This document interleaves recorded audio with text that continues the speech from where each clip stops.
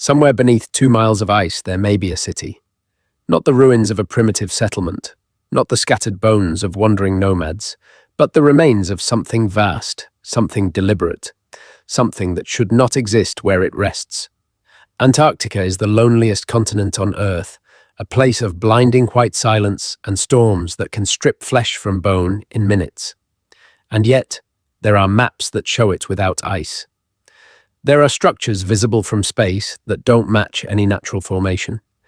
There are whispers in the historical record of an empire so enormous it was simply scrubbed away, replaced with blank space, replaced with the word barbaric, replaced with nothing at all.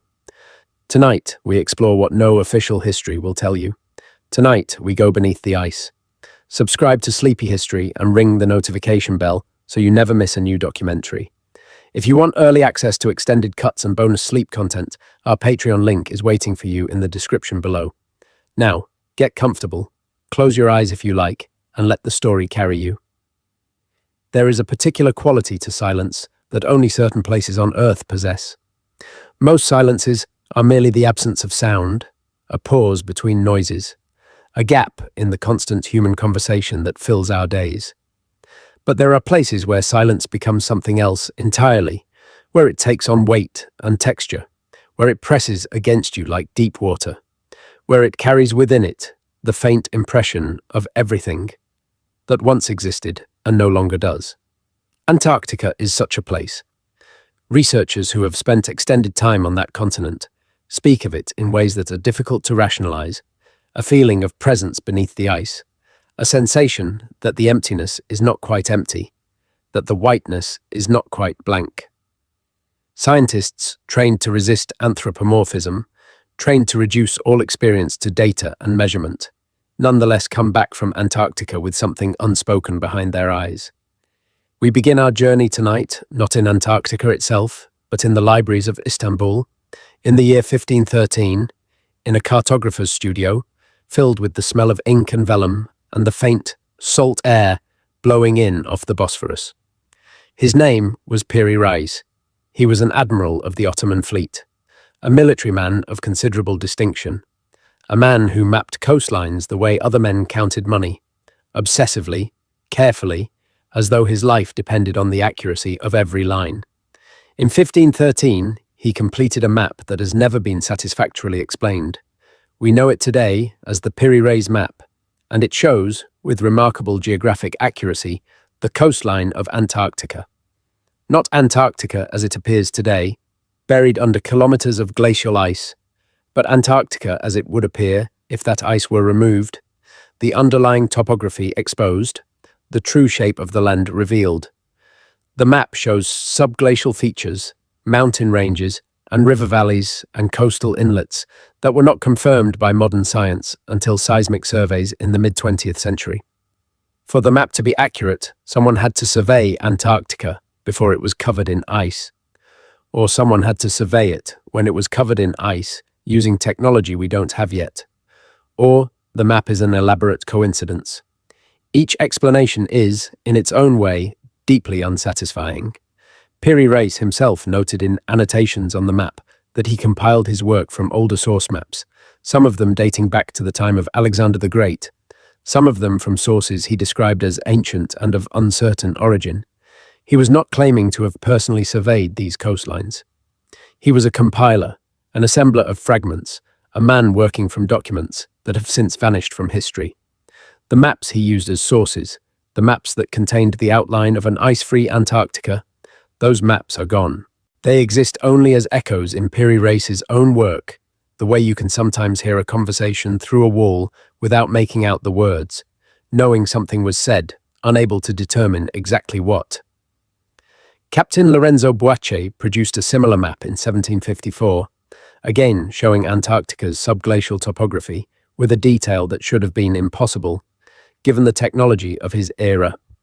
And then there is the Orontius Phineas map of 1531, which not only shows Antarctica but shows it positioned correctly relative to the other continents, which means whoever produced the original source data for these maps understood the spherical geometry of the Earth, understood longitude in an age before accurate longitude measurement was possible, and had access to a coastline that has been buried under ice for somewhere between 6,000 and 12,000 years, depending on which geological model you accept. Now you might ask, what does this have to do with Tartaria? Settle into that question for a moment. Let it sit in the soft dark behind your eyes. Because the connection is not obvious. It requires us to think about history differently, to consider not just what happened, but what was allowed to be remembered, and what was quietly set aside, what was preserved in archives, and what was placed in fires, what was given a name in our textbooks, and what was given no name at all, rendered invisible, not through destruction, but through silence. Tartaria. Say the word to a mainstream historian and watch the expression that crosses their face, something between dismissal and mild irritation, the expression of someone asked to explain why the sky is not, in fact, made of cheese. In the official academic narrative, Tartaria was not an empire. It was a geographic designation, a loose term used by European cartographers from roughly the 13th through the 18th centuries to describe the vast, poorly understood regions of Central Asia, Siberia, and parts of Eastern Europe. It was a word that meant, essentially, here be steppe nomads, here be places we don't fully understand, here be the territories beyond the edges of our maps and our knowledge. It was not, the academics tell us, a unified civilization, a coherent empire, a society with a capital and a government and a shared culture and an architectural tradition. But look at the maps. Pull up any European map from the 16th, 17th, or 18th century that covers the Eurasian landmass, and you will find it. Tartaria, Grand Tartary, Independent Tartary, Chinese Tartary, Muscovite Tartary. The labels shift and subdivide, but the presence remains, enormous, persistent, covering an area larger than any empire that has ever officially existed in the historical record. At its greatest extent, the territory labeled Tartaria on European maps encompassed more than 15 million square kilometers, stretching from Eastern Europe across Siberia to the Pacific coast of Asia, encompassing Central Asia, Mongolia, and portions of what we now call China and Russia. This is not a small annotation. This is not a marginal notation for a minor tribal grouping. This is a designation that consumed a third of the world's landmass, and yet exists in our history books as nothing, a cartographic placeholder, a geographic ghost. The alternative history researchers who have spent years studying Tartaria, and there are more of them than you might expect. Serious people, people with engineering degrees and architectural training and a background in analyzing historical documents. These researchers ask a deceptively simple question. If Tartaria was nothing, why did every major European cartographic tradition acknowledge it for 500 years? If it was merely a vague geographic term, why did the maps include internal divisions, regions, sub-territories, the kind of internal structure you only apply to places that have actual political organization? Why did 18th century European encyclopedias describe Tartaria's government, its social structure, its trade relationships, its military capacity, and its dominant religion? You do not write encyclopedia entries about nothing. The Encyclopedia Britannica of 1771, the very first edition, contains an entry on Tartaria that describes it as a country of Asia, extending from the Caspian Sea to the Eastern Ocean, with detailed notes on its internal political structures, its various regional governments, and its relationship with neighboring states. This is not a description of an empty concept. This is a description of a place. And then, within 2 or 3 generations, it vanishes. Not gradually, not through a slow process of political absorption and cultural assimilation that leaves traces and footnotes and transition periods. It simply disappears from the maps. From one generation of cartography to the next, the word is gone, replaced by the familiar modern designations, Russia, China, Central Asia, Siberia, each one a piece of something that was previously understood as a whole. Where did it go? How does an empire larger than anything else in human history simply cease to exist without leaving the kind of historical record that such a disappearance should generate? Where are the chronicles of the conquest? Where are the surrender documents and the peace treaties? Where are the accounts of the final battles, the fall of the capital, the last rulers pleading for mercy or dying in defiance? These documents don't exist, not because they weren't written, but because something happened to prevent them from reaching us. And this is where the mud flood enters the story. Sleep researchers, philosophers of consciousness, people who have spent their professional lives studying the boundary between waking and dreaming, they often note that the most unsettling experiences humans report are not the dramatic ones, not the nightmares full of monsters and pursuit and violence, but the quiet ones, the ones where something familiar is slightly wrong, where a street you've walked 1,000 times has an extra turn in it, where a face you love has eyes that don't quite track correctly, where your house has a room you've never noticed before. This quality, wrongness within the familiar, is precisely the quality that the mud flood theory generates in those who encounter it seriously for the first time. The mud flood theory, in its most basic form, proposes that sometime in the relatively recent past, the Earth experienced a catastrophic event that buried a significant portion of an existing civilization under sediment. Not a slow geological process, not the gradual accumulation of dirt over millennia, but a rapid, violent inundation that deposited meters of mud and debris over populated areas in a matter of hours or days, burying buildings to their first-floor windows, filling streets and plazas and public spaces, erasing, in a single event, the visible evidence of what came before. The civilization that built these structures did not slowly decline and fade away. It was covered up. And the people who came after, the people we think of as the builders of our modern world, they didn't start from scratch. They simply excavated the upper portions of already existing buildings and moved in. The evidence cited for this theory, and there is a great deal of it, once you start looking, centers on architecture. Specifically, it centers on the first floors of buildings. Travel to almost any major European or American city built before roughly 1900, and if you look carefully, you will notice something strange about the relationship between the ground and the buildings that stand on it. In city after city, the first-floor windows of older buildings are partially or entirely below street level. The sidewalks in many historic districts are built on what were originally second-floor walkways, leaving the original ground floor accessible only by descending stairs that now lead down to what are described in modern documentation as basements. But they are not basements, they are ground floors. Someone built streets above them. In old photographs from the 1800s, taken in American cities that were supposedly just being established, you can see buildings that appear freshly excavated rather than freshly constructed. The walls extend down into the earth. The brickwork is stained and waterlogged in patterns consistent with having been submerged, and the excavation scars are visible where the surrounding sediment was cut away to allow access. This is not what new construction looks like. This is what an archaeological dig looks like. The orphan train movement of the 19th century, a period when tens of thousands of children of unknown origin were transported across the American continent and placed with farming families, is cited by mud flood researchers as evidence of a population displacement event, a catastrophe that produced large numbers of children separated from their families, children whose origins were unknown even to the institutions that were distributing them, children who simply appeared in the historical record without clear antecedents. Official history explains the orphan trains as a humanitarian response to urban poverty.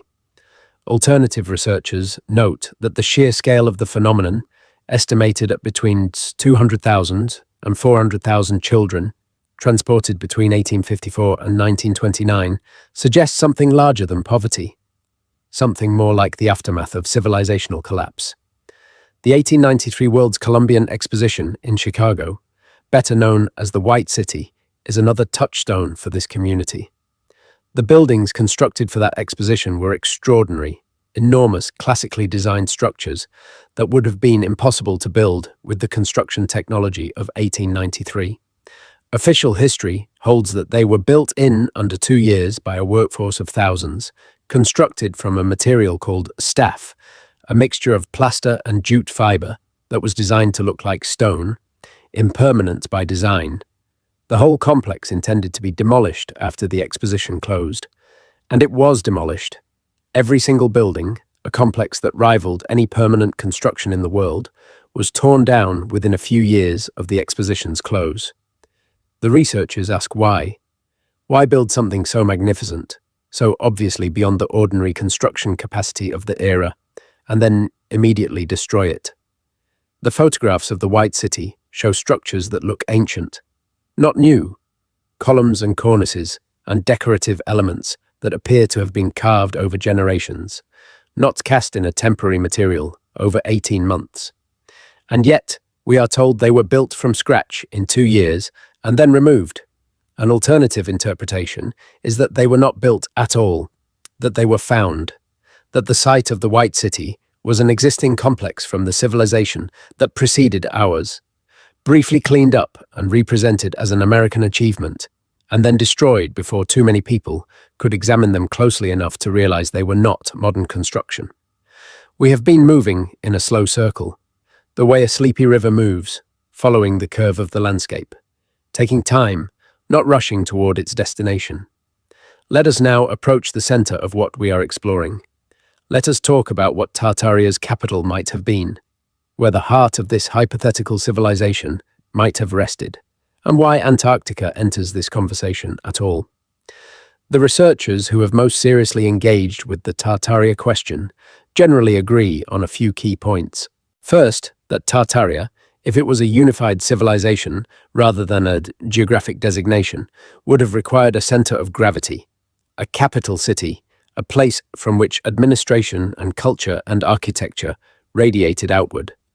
Second, that this capital, whatever it was, is not visible in any currently recognized historical record, meaning it was not Constantinople, not Samarkand, not Beijing, not any city that has survived into our present with its history intact.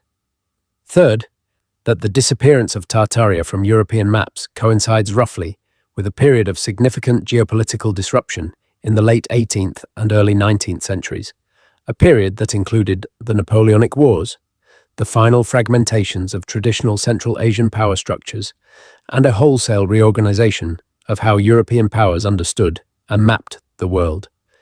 But there are researchers who take the question further, much further.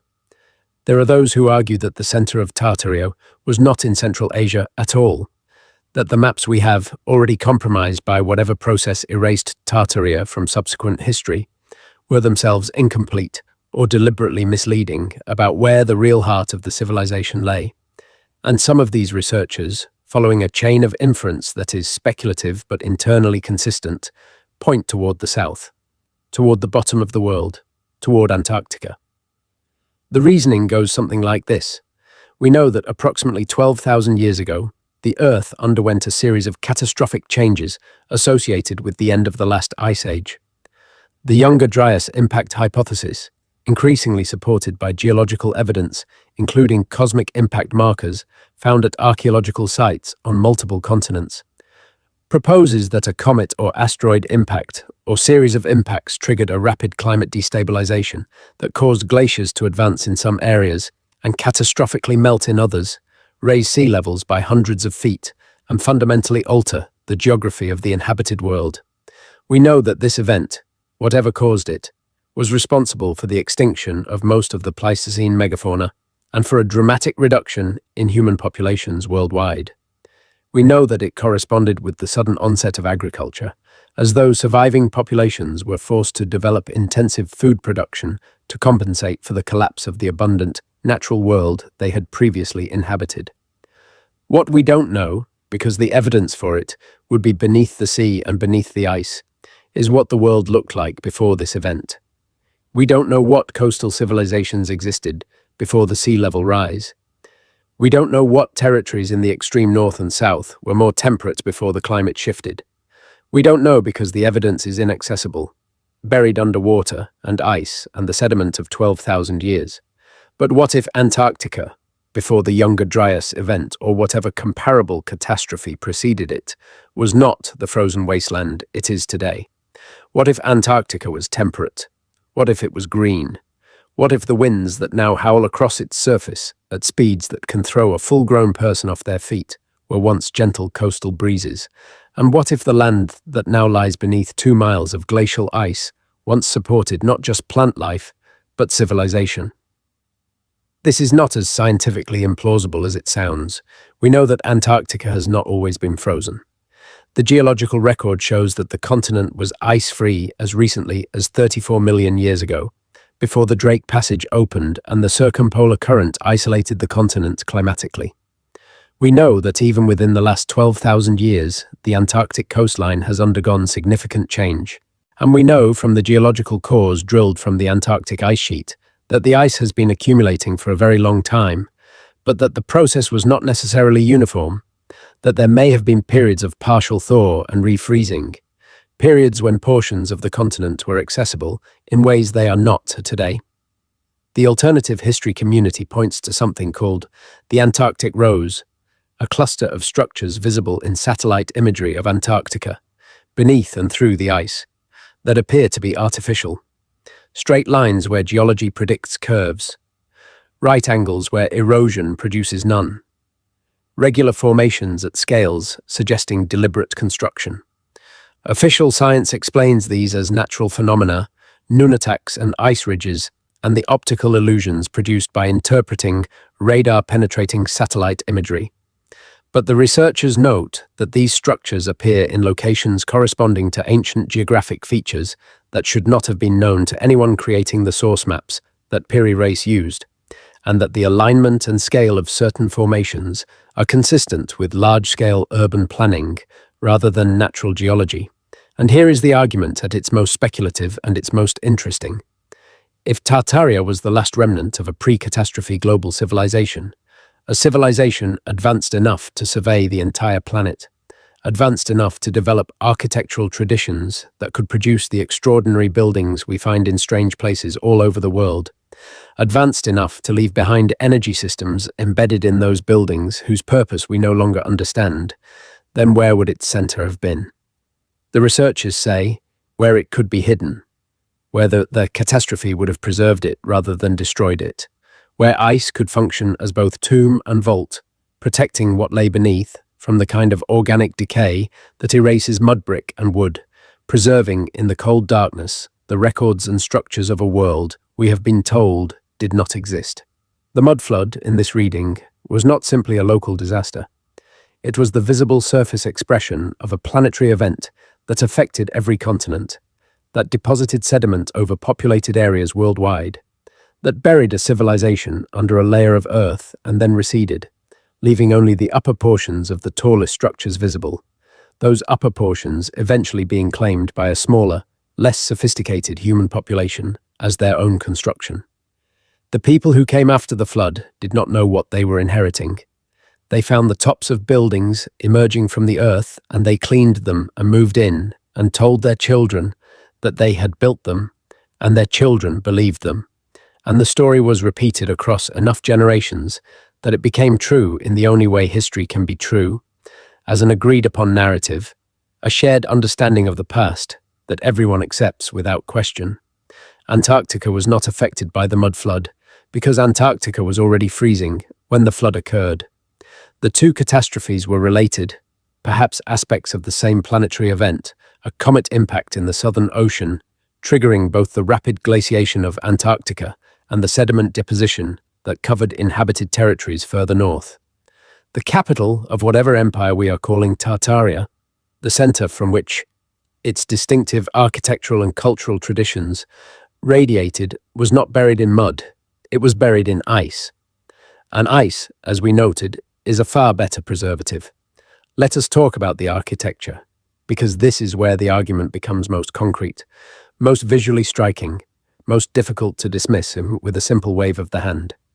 Go to any city in the United States built before 1900, San Francisco, St. Louis, Cincinnati, Denver, New Orleans. Look at the oldest buildings that still stand, and then look at those same buildings carefully, not as tourist attractions, not as historic landmarks, not as charming relics of a simpler era, but as objects, as physical constructions that required specific knowledge and specific tools and specific organizational capacity to produce.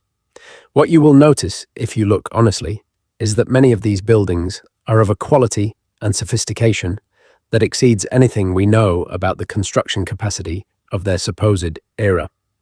The stonework is too precise, the proportions are too perfect, the decorative elements are too complex, the scale is too grand for frontier settlements that were supposedly just being established by wagon trains and immigrant labor. The old post office in Washington, D.C., originally completed in 1899, the Smithsonian Castle, dedicated in 1855, the Pennsylvania Station in New York, demolished in 1963, a crime that people who saw it still mourn with a visceral grief that seems disproportionate until you understand that they were mourning. Not just a building, but an irrecoverable glimpse of something magnificent. These structures, and hundreds like them across America and Europe and Russia and Australia, share a distinctive architectural vocabulary. Arches and domes and columns and towers and decorative facades that are simultaneously Roman and Byzantine and something else, something that doesn't fit neatly into any recognized historical tradition. Researchers call this tradition Tartarian architecture, and they note that examples of it appear on every inhabited continent in places where no formal architectural tradition of this sophistication should exist, in places where the historical record insists there was nothing but wilderness and primitive settlement before European contact. Photograph collections from the late 19th and early 20th centuries are full of buildings that no longer exist, not because they fell into disrepair, but because they were demolished, deliberately, systematically.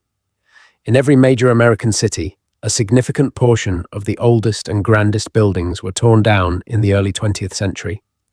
Their demolition sometimes given practical justifications, infrastructure improvements, urban renewal, fire clearance, and sometimes given no justification at all, their removal simply noted in municipal records without comment. The researchers ask what was being erased.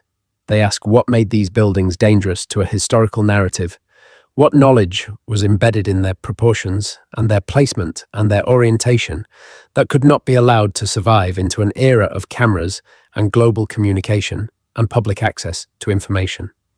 And then there is the question of the energy technology. In many of the extraordinary buildings of the 19th century, researchers have identified architectural elements that appear designed to function as energy transmission devices. High towers topped with copper bowls or metal finials, domes of specific proportions that create resonant acoustic cavities, rooftop installations described in historical photographs as weather vanes or lightning rods that, when examined closely, resemble the receiving and transmission elements of Tesla-style electromagnetic energy systems. Nikola Tesla himself, in his famous experiments at the end of the 19th century, claimed to have discovered a means of transmitting electrical energy wirelessly through the Earth itself, and he claimed that the ancient world had already known this technology. He was not speaking metaphorically, he was speaking as an engineer who believed he had reverse-engineered something that already existed.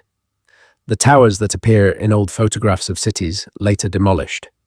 The rooftop spires on civic buildings that were removed when the buildings were modernized.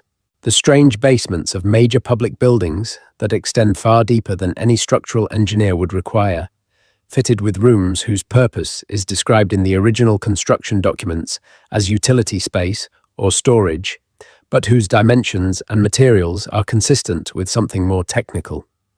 These details accumulate. Individually, each one has a conventional explanation. Together, they suggest a pattern. They suggest a world in which certain technologies existed, were used, and were then deliberately obscured from the generations that followed. Tesla is a pivot point in this story, not a peripheral detail. He appears in it too many times, from too many directions, for his presence to be coincidental. He was an immigrant from Serbia, a region that sat in the shadow of where the maps said Tartaria had been. He spoke, late in his life, about ancient energy technologies and about civilizations that had mastered the Earth's electromagnetic field in ways that modern science was only beginning to approach. He was systematically discredited in his lifetime, his patents stolen, his laboratory burned, his funding withdrawn, his reputation carefully managed toward the eccentric and the unreliable, and after his death, his papers were confiscated by the US government. Some have been released, many have not. What was in the unreleased papers that required continued suppression? What did Tesla know about the civilization that preceded ours, that the people who controlled his legacy did not want the public to understand? Now we must follow another thread, one that leads us back toward the south, back toward the ice. Let us talk about what governments know about Antarctica and what they have chosen not to tell us. In 1958 and 1959, a series of nuclear tests were conducted in the upper atmosphere above the South Atlantic, in close proximity to Antarctica. The official justification for these tests, which were part of the American military project, known as Operation Argus, was to study the effects of nuclear explosions on the Earth's magnetic field and on the Van Allen radiation belts. They were, we are told, purely scientific in nature, but the choice of location, the extreme southern latitudes close enough to Antarctica to cause measurable effects on the continent itself, was never satisfactorily explained by any scientific rationale that required the specific geography of the southern hemisphere rather than simply a remote location. There are researchers who believe that Operation Argus was an attempt to penetrate or disrupt something beneath the Antarctic ice, some energy system or electromagnetic installation left over from a previous civilization, something that the military had detected and was attempting to either access or neutralize. 3 years earlier, in 1955 and 1956, Admiral Richard Byrd led the largest military operation ever conducted in Antarctica, a mission called Operation Deep Freeze that involved 13 naval vessels, multiple aircraft squadrons, and nearly 4,000 military personnel.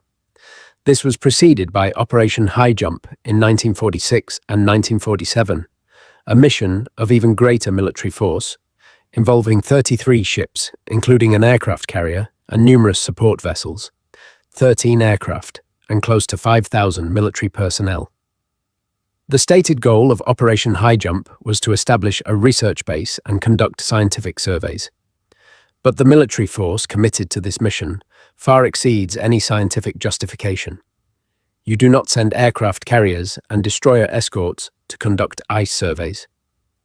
After returning from Operation High Jump, Admiral Byrd gave a press conference in Chile in which he spoke, with what are eyewitnesses described as evident agitation and distress, about the strategic importance of Antarctica and about the existence of unknown forces in the region that posed a threat to United States security. He spoke about flying objects that he described as able to fly from pole to pole at incredible speed. He spoke about a land of perpetual mystery beyond the pole, a phrase that appears in transcripts of the interview and has never been adequately contextualized by official sources. Shortly after his return, Byrd's role in Antarctic operations was significantly reduced, and his communications were placed under military supervision. He died in 1957, before he could speak further about what he had seen.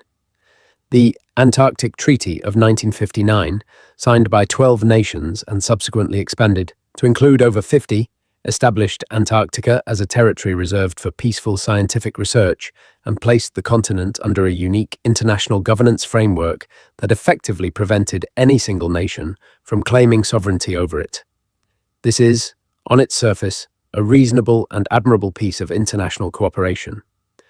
But researchers note that the Antarctic Treaty was negotiated with unusual speed and secrecy for a major international agreement, that it was signed within months of the nuclear tests of Operation Argus, that it prohibits military activity on the continent while simultaneously creating a framework that allows military-adjacent scientific programs to operate there under limited international oversight, and that it established restrictions on independent exploration and travel that would prevent individual researchers or journalists from investigating the continent without the permission and supervision of treaty signatories. In 2017, a Russian military transport aircraft crashed on approach to the Multidyozhnaya research station in Antarctica, killing 6 people. The aircraft was carrying a cargo that was never officially itemized, described only as research equipment and supplies. 3 weeks before this crash, a delegation of senior figures, including the Secretary General of the Russian Orthodox Church, Patriarch Kirill, had made an unusual and extensively photographed visit to Antarctica, where the patriarch reportedly conducted a religious ceremony and made remarks about the continent's spiritual significance. The juxtaposition of a senior religious leader visiting an icy research continent to conduct religious ceremonies, and then, weeks later, a Russian military aircraft crashing while delivering unspecified cargo, generated significant discussion in alternative research communities. The official explanation for both events was entirely mundane. The alternative interpretation was that something of significant importance was being transported to or from the continent, something whose nature was not for public disclosure. Let us breathe for a moment. Let us let the weight of what we have been exploring settle into a gentler register, the way the night outside settles when the last sounds of traffic fade and there is only the darkness and the quiet and the slow rhythm of breathing. We are not advocating for any of this. We are not telling you that it is true. We are exploring the architecture of a question, walking through the rooms of an alternative history to understand why it resonates with so many people, why it persists despite the dismissal of academic institutions, why it recurs in different forms across different cultures and different eras, why the same essential story, that there was once a civilization greater than ours that was erased and that its capital lies somewhere inaccessible, somewhere hidden, somewhere still waiting to be found, why that story keeps telling itself. There is something in the human mind that is attuned to loss, to the idea of something beautiful that was taken from us. Mythology is full of it. Every culture has its golden age, its paradise, its age before the fall, its era of giants and gods and superhuman achievement that was somehow brought to an end and replaced by the diminished and confused world we inhabit. The Greeks had their titans and their golden race of men.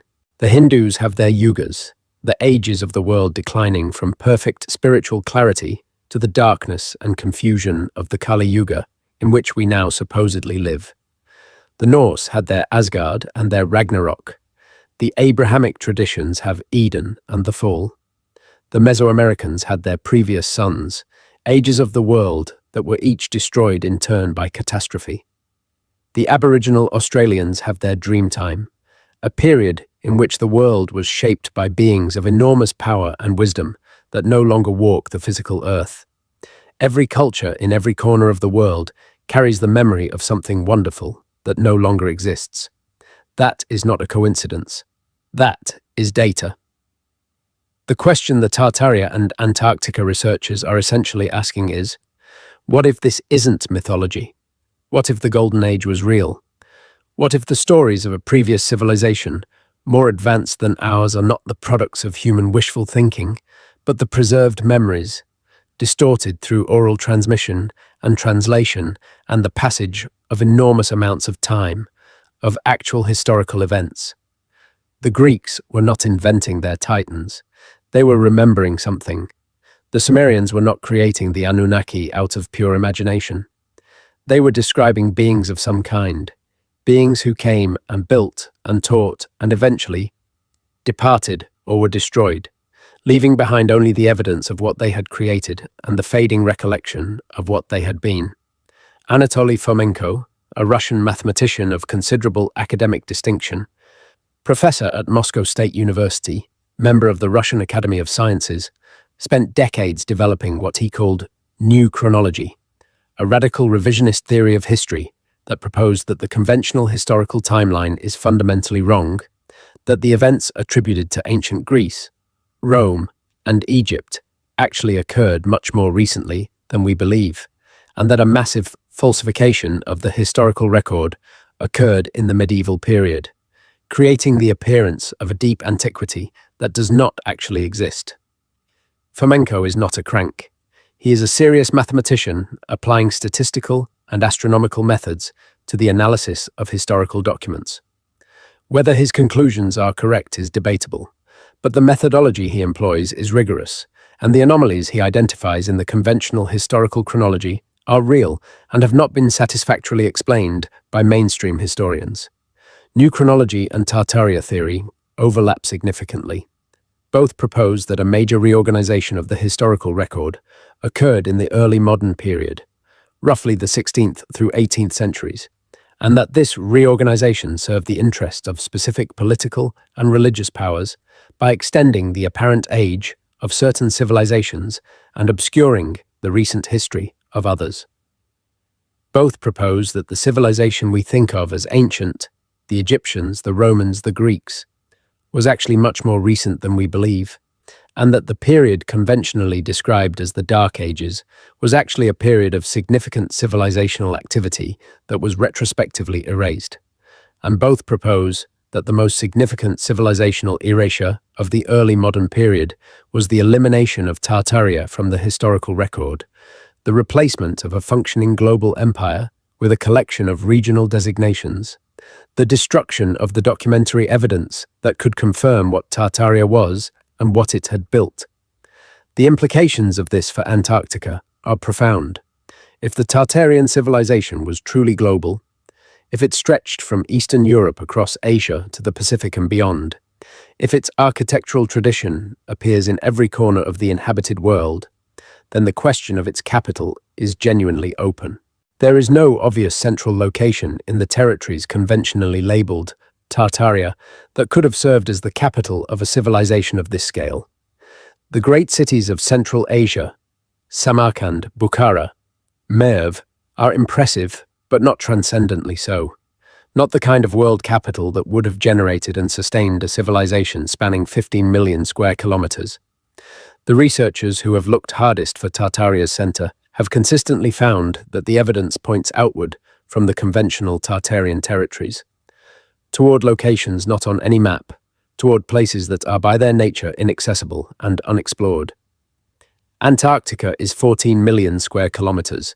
It is roughly the size of the United States and Mexico combined. It is the fifth largest continent on Earth. It is the highest, driest, coldest, and windiest continent on Earth. It contains 70% of the world's fresh water, locked in ice. It has been geologically stable for millions of years. It has almost certainly been inhabited in the geological past. And beneath its ice, there exists a subglacial landscape of mountains and valleys and plains and rivers and lakes that is as large and topographically varied as any other continent on Earth. Lake Vostok, one of the largest freshwater lakes in the world, exists entirely beneath the Antarctic ice sheet. Its water has been sealed from the surface for approximately 15 to 25 million years, depending on the estimate. But there are other subglacial lakes, more than 400 of them identified so far, some of them in locations corresponding to geological features that appear on the Piri-Reis map. In 2012, Russian scientists drilling through more than 3 kilometers of ice at the Vostok Research Station finally broke through into the lake itself, extracting ice cores that, upon analysis, revealed microbial life forms that could not be classified within any known species. Life that had been evolving in complete isolation for millions of years. Life that was genetically distant from anything else on Earth. Life that had survived in darkness and cold and pressure, while the rest of the biosphere continued on without it. The discovery was announced briefly and then returned to scientific obscurity. Official science treats it as evidence that life can survive in extreme environments, with implications for the search for life on other planets. Alternative researchers treat it as evidence that Antarctica has been an environment capable of supporting complex life far longer and in far different ways than the official narrative allows. The Piri-Reis map, as we noted, shows subglacial features of Antarctica that were not confirmed until the 1950s. But there is something else about the map that is less often discussed. It also shows accurate longitudes at a time when longitude was unmeasurable with any existing technology. The determination of longitude requires an extremely accurate clock, a chronometer that can maintain precise time during an ocean voyage, a technology that was not developed until the 1760s, roughly 250 years after Piri-Reis drew his map. For the Piri-Reis map to show accurate longitudes, its original source maps must have been made with a technology of timekeeping that did not exist in 1513, and that, according to the official historical record, did not exist until 250 years later. Either Piri-Reis's sources were made by a civilization with superior chronometric technology, or the history of chronometry is wrong, or the map is an elaborate series of coincidences. The same three unsatisfying choices we encountered at the beginning of our evening. Charles Hapgood, a history professor at Keene College in New Hampshire, spent years analyzing the Piri-Reis map and other ancient maps in the 1950s and 1960s. His conclusions, published in a book called Maps of the Ancient Sea Kings, were that the source maps used by Piri-Reis and other early modern cartographers were the products of a sophisticated maritime civilization that had surveyed the entire globe thousands of years before any civilization recognized by conventional history was capable of oceanic navigation. He proposed that this civilization had access to the entire coastline of the Earth, including Antarctica, and that it had possessed not just geographical knowledge, but the astronomical and mathematical capacity to project that knowledge accurately onto a flat surface, an act requiring a sophisticated understanding of spherical geometry. Hapgood was not a fringe figure. His work received a foreword from Albert Einstein. Einstein wrote, in 1953, that the findings of Hapgood's research were likely to raise a special inquiry among specialists in many fields, and that if confirmed, they would suggest a re-examination of the history of civilization. Specialists in many fields did not raise a special inquiry. Hapgood's work was acknowledged and then quietly filed away. His maps remain unexplained. They remain sitting in the record, accurate in ways that cannot be explained by any history we have been taught, patient in the way that all genuine anomalies are patient, waiting for someone to decide to look at them seriously rather than find reasons to look away. Let us go deeper into the ice now. Let us follow the thread of what would be required for a civilization to have existed in Antarctica and to have left something behind that still persists. Something that the governments conducting strange operations in the Southern Ocean might have found. Something that might explain the unusual frequency with which senior figures from politics and religion and science visit a continent that has no permanent civilian population and no tourist infrastructure worthy of the name. In 2016, within a period of a few weeks, both United States Secretary of State John Kerry and Apollo 11 astronaut Buzz Aldrin made separate visits to Antarctica. Kerry's visit was officially explained as part of a trip related to climate change research, a justification that puzzled observers since the Secretary of State is not a climate scientist and does not typically conduct climate research site visits as part of official diplomatic travel. Aldrin's visit, undertaken under different auspices, ended when he had to be evacuated from the continent due to what was described as a health emergency. Before leaving, Aldrin posted on social media a photograph of a triangular mountain formation with the caption, "We are all in danger. It is evil itself." The post was deleted within hours, either by Aldrin himself or by whoever managed his social media. Whether this was a genuine expression of distress, a publicity stunt, or a hacked account is impossible to determine from the outside. But the image of an elderly American hero, a man who walked on the moon, standing in Antarctica posting a cryptic warning before being airlifted out, has a quality that lodges in the imagination and resists easy dismissal. John Kerry was not the first senior American official to visit Antarctica in an unusual capacity. In 2002, Vice President Dick Cheney made a visit. In the 1980s and 1990s, a series of Russian Orthodox Church officials made visits to the continent, establishing several small chapels at research stations, a curious investment of ecclesiastical infrastructure in a location with fewer than 1,000 permanent inhabitants. The Vatican maintains an interest in Antarctic research through its relationship with the Specula Vaticana, the Vatican Observatory, which studies cosmic phenomena bearing on what the Church's astronomers describe as questions of cosmic and theological significance. The intersection of major power centers, political, military, scientific, and religious, at a location with no obvious practical significance, suggests that there is something at that location that crosses all of those domains. What could it be? What would cause the Secretary of State of the United States and the Secretary General of the Russian Orthodox Church and retired American astronauts to all find reasons to visit a continent that most humans will never see in person? The conventional answers are all inadequate. Climate change research does not require a Secretary of State. Religious ministry does not require a patriarch's personal presence at a research station. Whatever draws these figures to the southern ice is not found in the official explanations. The alternative researchers suggest several possibilities, not mutually exclusive. First, that there is a physical structure of significant size beneath or within the Antarctic ice, a structure of artificial origin, whose discovery has been confirmed by some combination of seismic survey, radar penetration, and possibly direct excavation, and whose existence is being managed by the treaty signatories within a framework of official secrecy. Second, that this structure contains materials or information of historical significance, records or artifacts from a civilization that preceded ours, whose disclosure would require a fundamental revision of human history and the historical foundations of every existing religious and political tradition.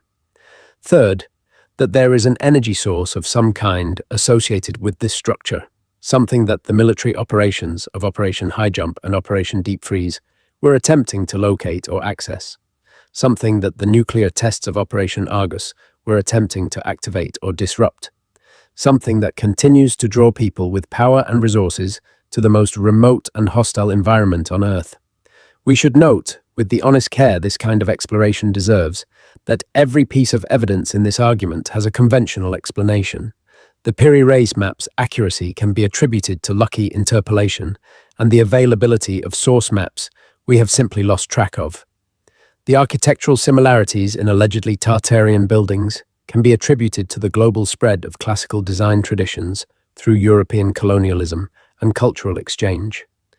The orphan trains were a response to urban poverty. Operation High Jump was a genuine attempt to establish logistical infrastructure in the Southern Hemisphere.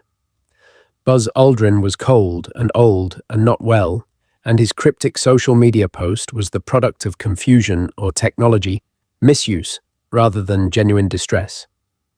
John Kerry went to Antarctica because climate change is real and significant, and sometimes senior officials go to significant places. Every individual piece of this puzzle has a mundane interpretation. The question is not whether any single piece is anomalous.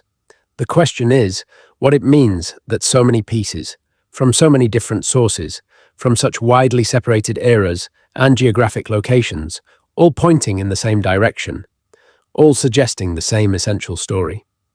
That story is this: the world we have been taught, the world of linear historical progress from primitive Stone Age beginnings to our current technological achievements, is incomplete. It is missing something.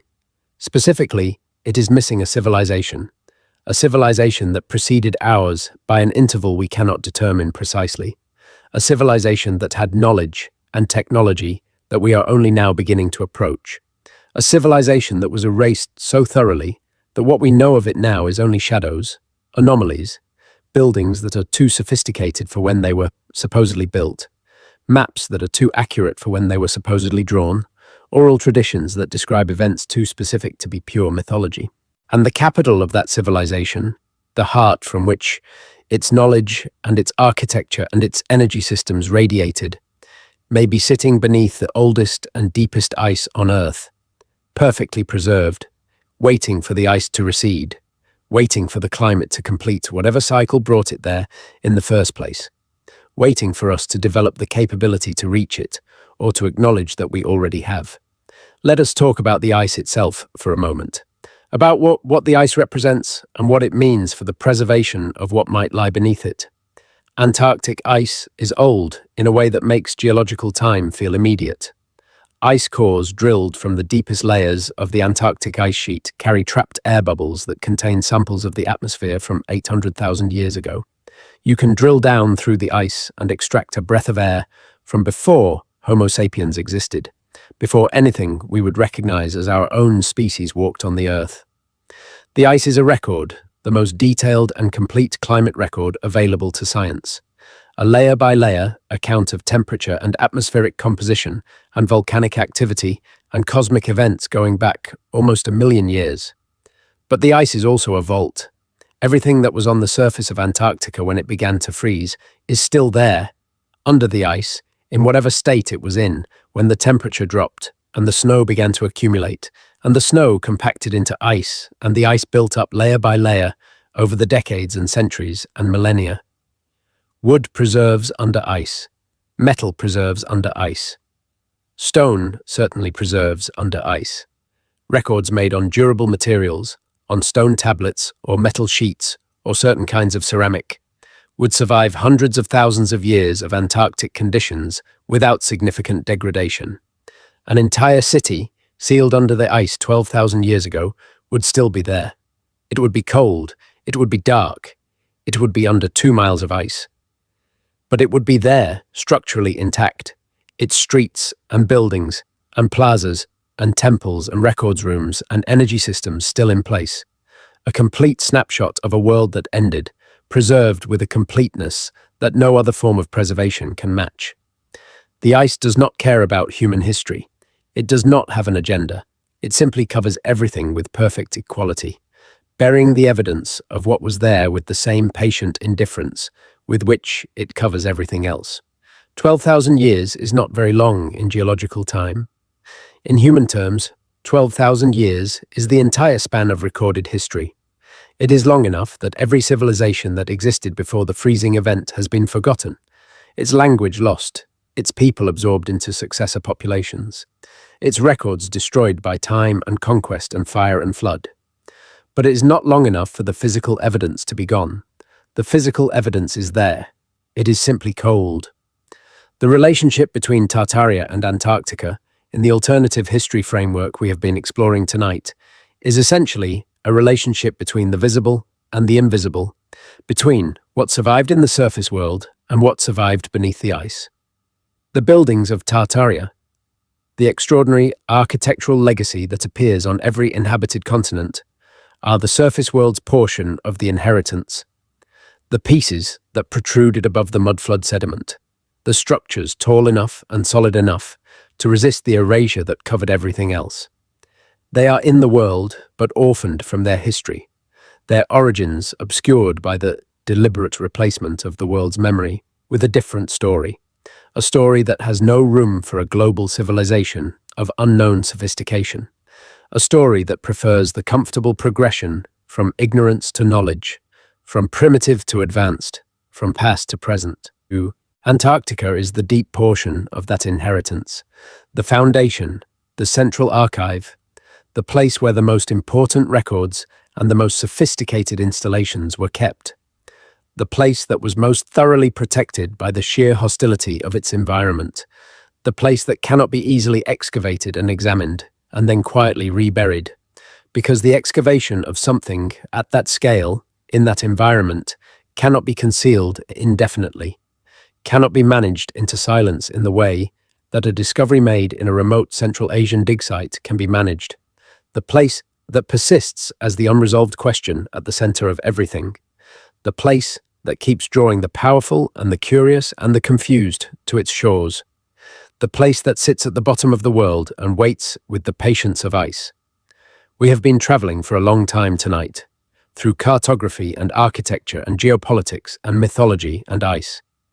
Through the strange, persistent anomalies of the historical record and the stranger, persistent silence of official history in response to those anomalies. Through the lives of people who looked at the evidence and drew conclusions that the institutions of knowledge could not absorb. Tesla and Hapgood and Bird, men who stood at the boundary of the known and reported what they saw, and were rewarded with marginalization or death or the confiscation of their papers. The story of Tartaria and Antarctica is ultimately a story about what we are allowed to know and who decides that. It is a story about the relationship between power and memory, about how the control of history is the most fundamental form of control, about how a civilization that does not know its own origins cannot fully understand its own nature. It is a story about the possibility, frightening and wonderful in equal measure, that we are not who we have been told we are, that our past is longer and stranger and more magnificent than the textbooks admit, that somewhere beneath the ice of the world's most remote continent, under 2 miles of frozen time, there is a city, and in that city there are records, and in those records there is the true history of what human beings are capable of, and what was done to us, and what was taken from us, and what, perhaps, we might one day reclaim. But that is speculation, and we are not here tonight to speculate about the future. We are here to explore the question, to walk through its rooms, to handle its objects carefully, to hold them up to what light we have and notice what we can see and what we cannot. The ice of Antarctica is, at this moment, melting. The process is slower in some places and faster in others, and the scientific community debates the timescales and the mechanisms, but the direction is not in question. The ice is melting. What lies beneath it, if anything lies beneath it, will eventually be accessible. Maybe in 50 years, maybe in 500, maybe in intervals beyond practical human imagining. But eventually, if the alternative history researchers are right, the ice will thin enough and the technology will be advanced enough and the political will to look will be strong enough and someone will drill down to the city that may be there and open its doors and enter its rooms and read its records, and the true history of the world will become available to anyone who wants to know it. What they find may confirm everything the researchers suspect. It may confirm nothing. It may be something so different from either conventional history or alternative history that both frameworks are rendered inadequate by the contact with reality. That is the nature of genuine discovery. It always exceeds the imagination that preceded it. For now, tonight, in the quiet of wherever you are listening to this, there is a continent at the bottom of the world, covered in ice 2 miles deep, visited by governments and churches and astronauts for reasons that are never quite fully explained, mapped by people who should not have been able to map it, studied by researchers whose conclusions are not quite dismissed and not quite accepted, sitting at the center of a question that gets larger. The more carefully you examine it, there may be a city down there, beneath the ice, beneath the darkness, beneath the weight of everything we have been told about who we are and where we came from. Or there may not be. The ice does not tell us. The ice simply holds everything, silently, patiently, with the kind of steadfast indifference that is the closest thing to permanence this world offers. It holds what it holds. It preserves what it preserves.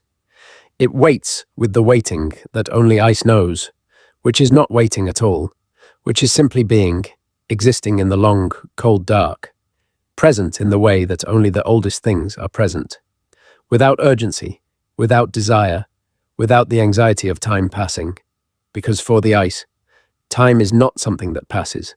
Time is something that accumulates, layer by layer, year by year, century by century, a record of every year that has gone before, trapped in crystal, accessible to anyone who knows how to ask. We are the current layer, the most recent deposit, the thin, new ice at the surface, not yet deep, not yet cold to the core, not yet old enough to know what we are resting on. Somewhere below us, the older layers hold the answers. Close your eyes now. The question has been asked. The rooms have been walked through. The objects have been handled carefully and set gently down. Let the ice have its silence. Let the darkness of the south have its mystery. Let whatever is down there be down there, patient and cold and preserved, for tonight at least, for the duration of whatever sleep carries you forward from this moment. We are the thin, new ice, and beneath us there may be a city. We are the thin, new ice, and beneath us there may be a city. Let us now go deeper into the specific details of what the maps show and what the buildings contain and what the timeline of civilizational erasure actually looks like when you trace it, year by year, through the historical record. We begin with a problem that historians have known about for a long time, but have never satisfactorily resolved. It is called the problem of the Dark Ages. From roughly 400 CE, the conventional date of the collapse of the Western Roman Empire, to roughly 1000 CE, there is a period of approximately 600 years in the historical record of Europe and large portions of the world, during which, according to mainstream historiography, almost nothing happened. The Roman infrastructure decayed, the cities emptied, the roads crumbled. The knowledge that had been accumulated over centuries of classical civilization was lost. Population declined, trade contracted. The elaborate systems of administration and communication that had connected the Mediterranean world to the Rhine and the Euphrates simply ceased to function, not because anyone deliberately dismantled them, but because the organizational capacity to maintain them no longer existed. This is what we are told. 600 years of decline, decay, and darkness, after which, with the beginnings of the medieval period, something like civilization began to reassemble itself. But 600 years is a very long time to do nothing. 600 years ago from today is 1426 CE, when the Byzantine Empire was still standing, when the Aztec Empire was at the height of its power, when European universities had been operating for 300 years, when movable type printing was about to be invented. 600 years is not a gap in history. It is the entire span of what we normally think of as the medieval, Renaissance, and early modern periods. The idea that comparable eras in the past produced nothing, left no records, generated no architecture, created no cultural artifacts worth preserving, should be inherently suspicious. Anatoly Fomenko's New Chronology proposes that the Dark Ages are not a period of civilizational absence, but a period of chronological duplication, that the historical records of the so-called Dark Ages are actually duplicate accounts of events that occurred in other eras, that the medieval scribes who compiled historical chronicles made errors, or were instructed to make errors, that resulted in events being recorded multiple times under different dates, creating the illusion of 600 years of intervening history where none existed. This is a radical proposition, and most historians reject it. But Fomenko's statistical methods for identifying these duplications are mathematically sophisticated, and his identification of what he calls phantom years in the historical timeline has not been definitively refuted, only dismissed. What is more relevant to our story tonight is not the technical detail of Fomenko's analysis, but its implication. If the historical timeline has been manipulated, even partially, even in ways less dramatic than Fomenko proposes, then the timeline of Tartaria's existence and the timeline of Antarctica's last ice-free period become much closer together than the conventional chronology suggests. If the events of the so-called ancient world are actually much more recent than we believe, then the civilization that built the extraordinary structures we attribute to ancient Rome and ancient Greece and ancient Egypt might be the same civilization that is labeled Tartaria on early modern maps, and its origins and its capital might be closer to our own time than we have been told to believe. The ice that covers Tartaria's hypothetical Antarctic capital might have accumulated much more recently than the accepted geological models suggest, and the memory of what lay beneath that ice might be preserved not just in oral tradition and ancient maps, but in documents and records that still exist, carefully locked away, accessible only to those with the authority and the willingness to look. The Vatican Archives. Let us talk about the Vatican Archives because they are the single largest collection of historically significant documents in the world that is not available for public examination.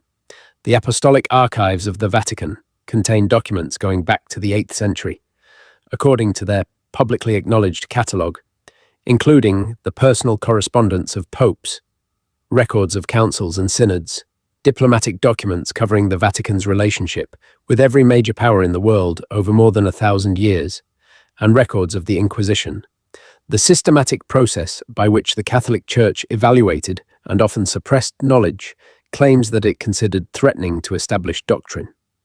The archives were formally opened to scholarly research in 1881 under Pope Leo III, but access remains restricted to accredited scholars who must apply for permission to view specific documents, who cannot photograph what they see without further permission, and who are supervised during their research. The total volume of the archives is estimated at over 85 linear kilometers of shelving, containing documents on subjects that have never been publicly indexed, in languages that have never been translated, from sources that have never been acknowledged. What is in the other 84 kilometers, the kilometers that no approved scholar has ever been permitted to examine? The official answer is that it is primarily administrative material, the organizational records of a 2,000-year-old institution, the equivalent of bureaucratic filing. This may be true, but the Vatican's historical record of suppressing knowledge that threatened its authority is long and well documented. From the Index Librorum Prohibitorum, the list of forbidden books maintained from 1559 to 1966, to the documented destruction of pre-Christian libraries in the early centuries of the faith, to the systematic suppression of alternative interpretations of Christian doctrine. And the Church has demonstrated, across its history, a consistent willingness to manage information in the service of institutional stability. If there are documents in the Vatican archives that provide evidence of a pre-Christian global civilization of significant sophistication, or of an Antarctic civilization whose existence would complicate the standard theological account of human origins and history, those documents would be precisely the kind of material that the Church's archival protocols would be designed to contain.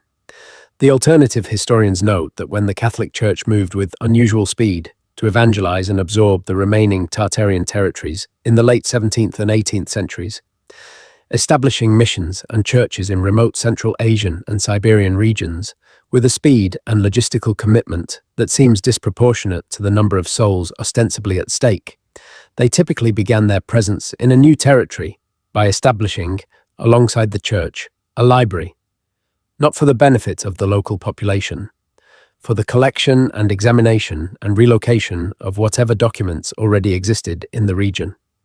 The architectural tradition of these early mission libraries, cross-checked against the construction dates claimed in official Catholic records, shows a suspicious pattern of buildings described as newly constructed that appear, in their physical fabric, to have been significantly older, as though the missionaries were not building new structures but occupying and repurposing existing ones. Now let us talk about the World's Fairs, because the World's Fairs are a peculiar and understudied chapter in the history of the 19th century that illuminates the Tartaria question with an unusual clarity. Between 1851 and 1915, a series of enormous international exhibitions were held in major cities around the world, each one showcasing the achievements of modern civilization. Each one centered on one or more extraordinary temporary structures that were built for the occasion and then, with remarkable consistency, demolished shortly after the exposition closed. The Crystal Palace in London, 1851, built to house the Great Exhibition, a structure of cast iron and plate glass, covering 19 hectares, housing over 14,000 exhibitors, containing a full-grown elm tree inside its central hall, declared by contemporary observers to be one of the most magnificent structures ever erected. Demolished in 1936, although a fire that year meant that large portions were already gone before the formal demolition order was carried out. The Centennial Exposition in Philadelphia, 1876, which covered 283 acres and included over 200 buildings, all but one of which were demolished within a few years of the exposition's close. The Paris Exposition of 1889, which produced the Eiffel Tower, the only major structure from that exposition that was permitted to survive. The World's Columbian Exposition in Chicago, 1893, whose White City was discussed earlier. The Pan American Exposition in Buffalo in 1901, most of whose extraordinary buildings were demolished within a year of their construction. Why do all of these buildings get demolished? Every major World's Fair produced extraordinary structures that contemporary observers described as surpassing, in beauty and sophistication, anything previously constructed. Contemporary accounts are full of awe and reverence for these buildings, of references to how much they exceeded anything that ordinary construction could produce, of comparisons to the wonders of the ancient world. And then, with a methodical consistency that is difficult to attribute entirely to practical urban planning concerns, they were torn down. The World's Fair buildings, the researchers argue, were not built. They were cleaned.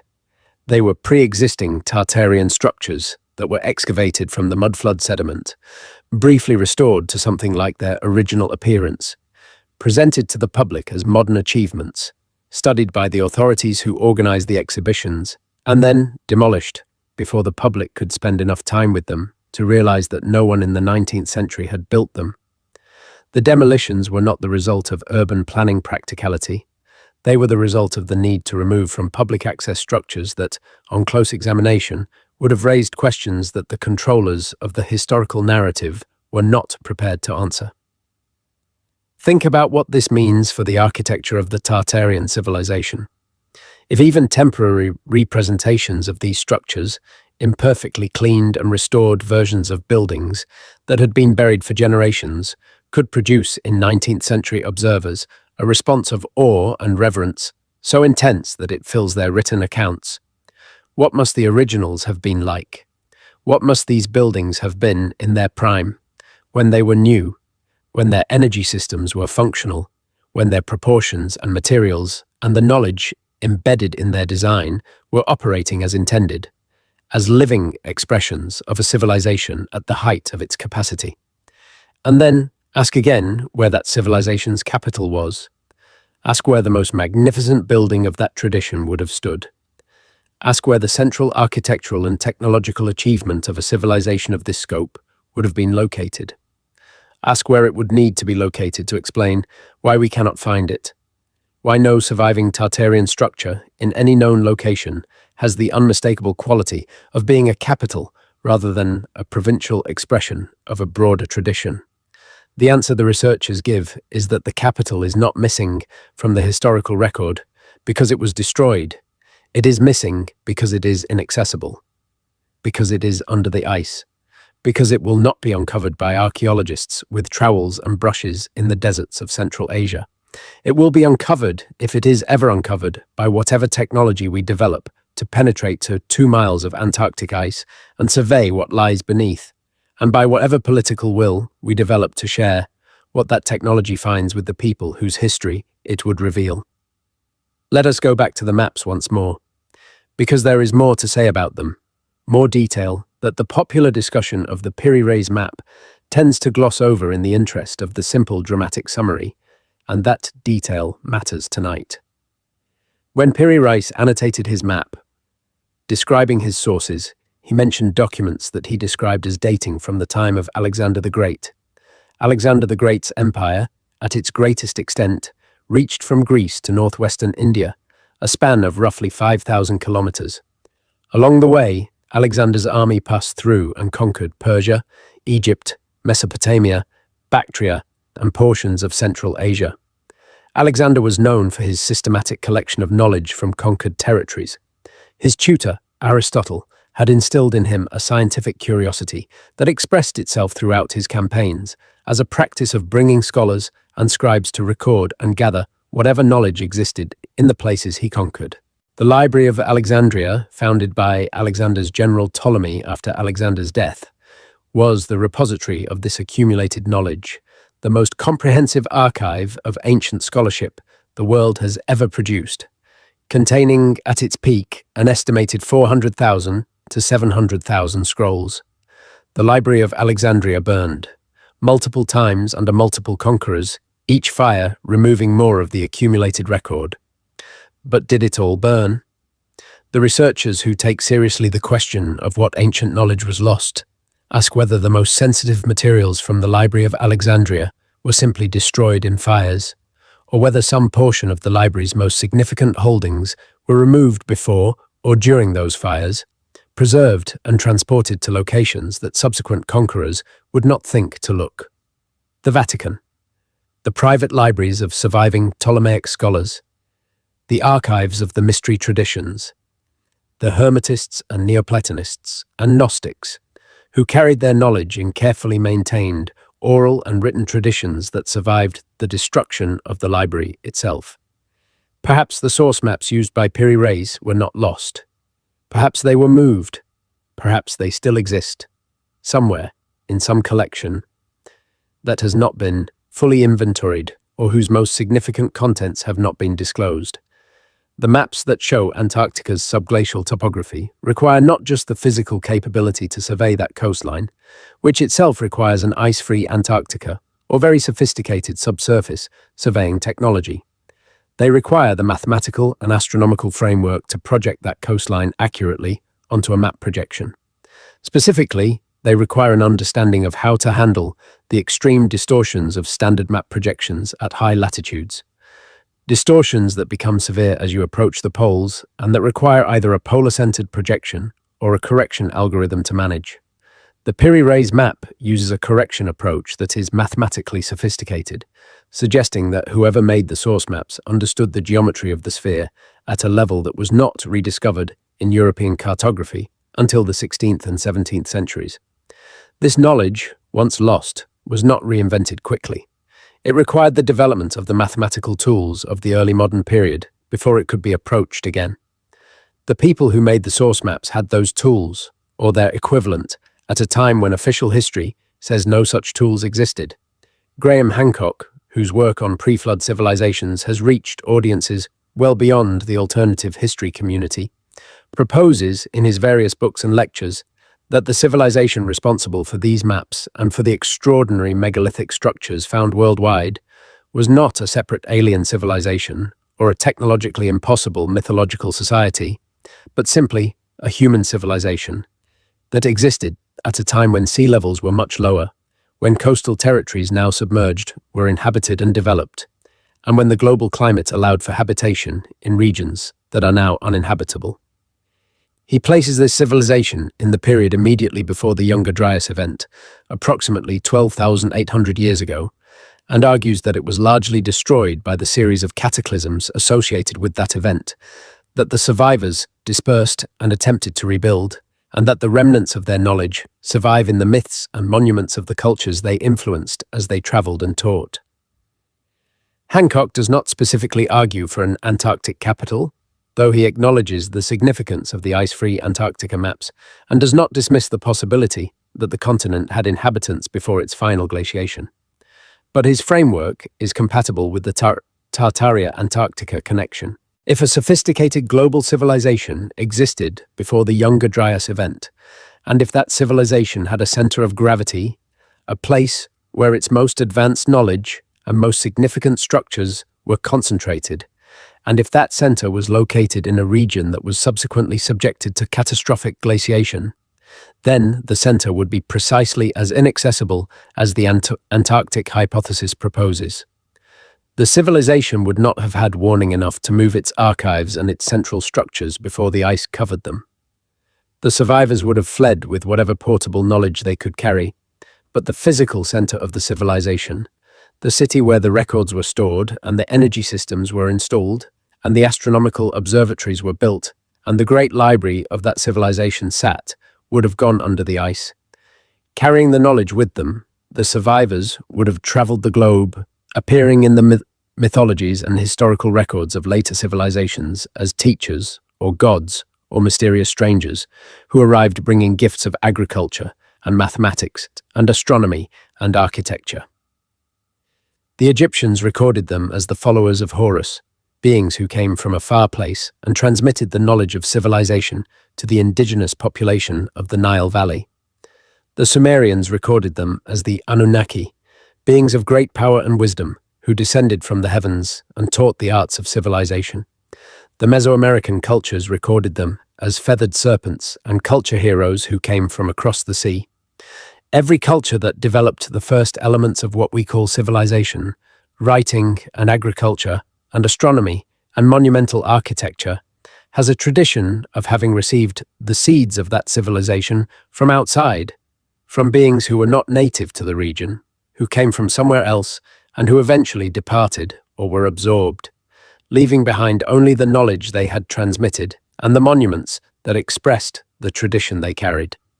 In this reading, the architecture of Tartaria is not the creation of an 18th century political empire.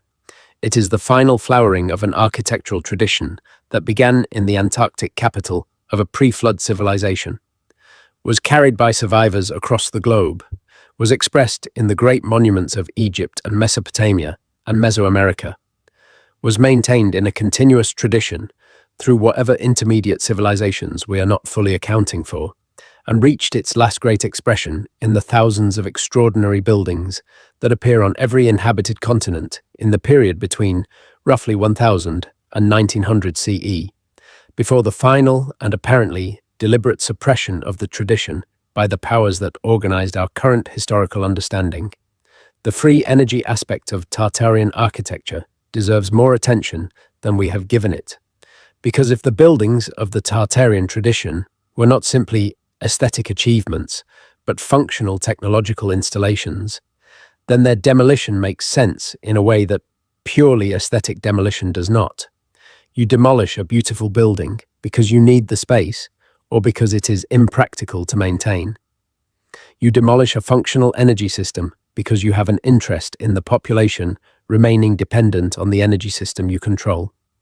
The theory of Tartarian free energy is centered on the observation that many of the most distinctive features of buildings in the Tartarian architectural tradition, the domes, the towers, the specific metal finials and decorative elements on rooftops, the underground basement systems, the orientation relative to compass bearings, all of these features can be reinterpreted as components of a system for harvesting and distributing atmospheric electrical energy.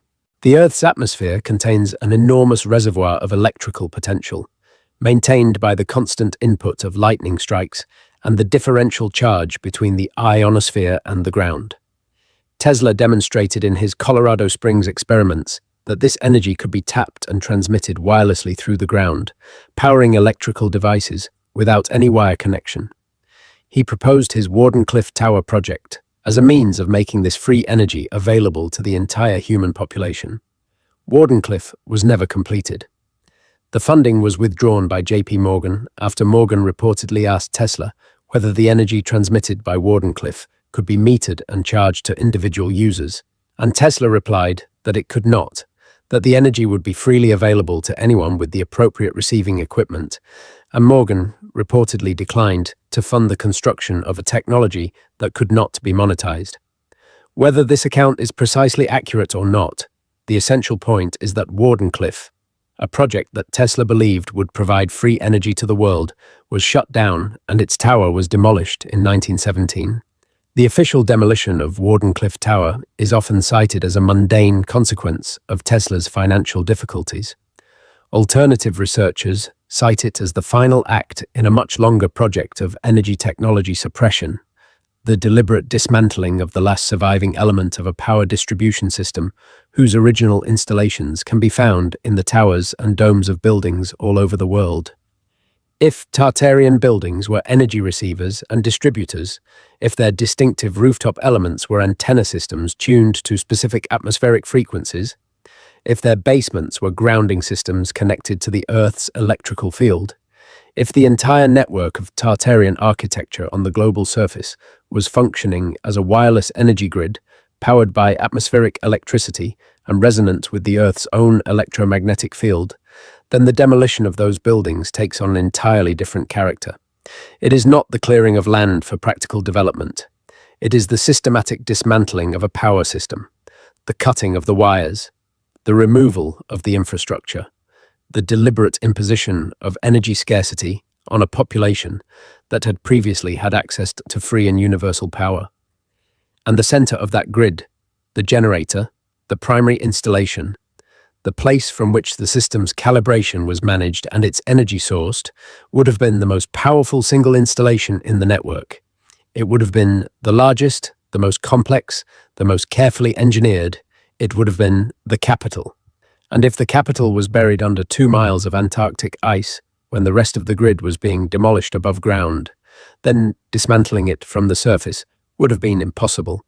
And the people who were systematically removing the visible infrastructure of the Tartarian energy system, would have had to content themselves with cutting off the peripheral installations from the central source, leaving the source itself intact and inaccessible, humming in the cold dark beneath the ice, still charged with whatever energy the Earth's electromagnetic field maintains, still operational in ways that no one on the surface can any longer interpret.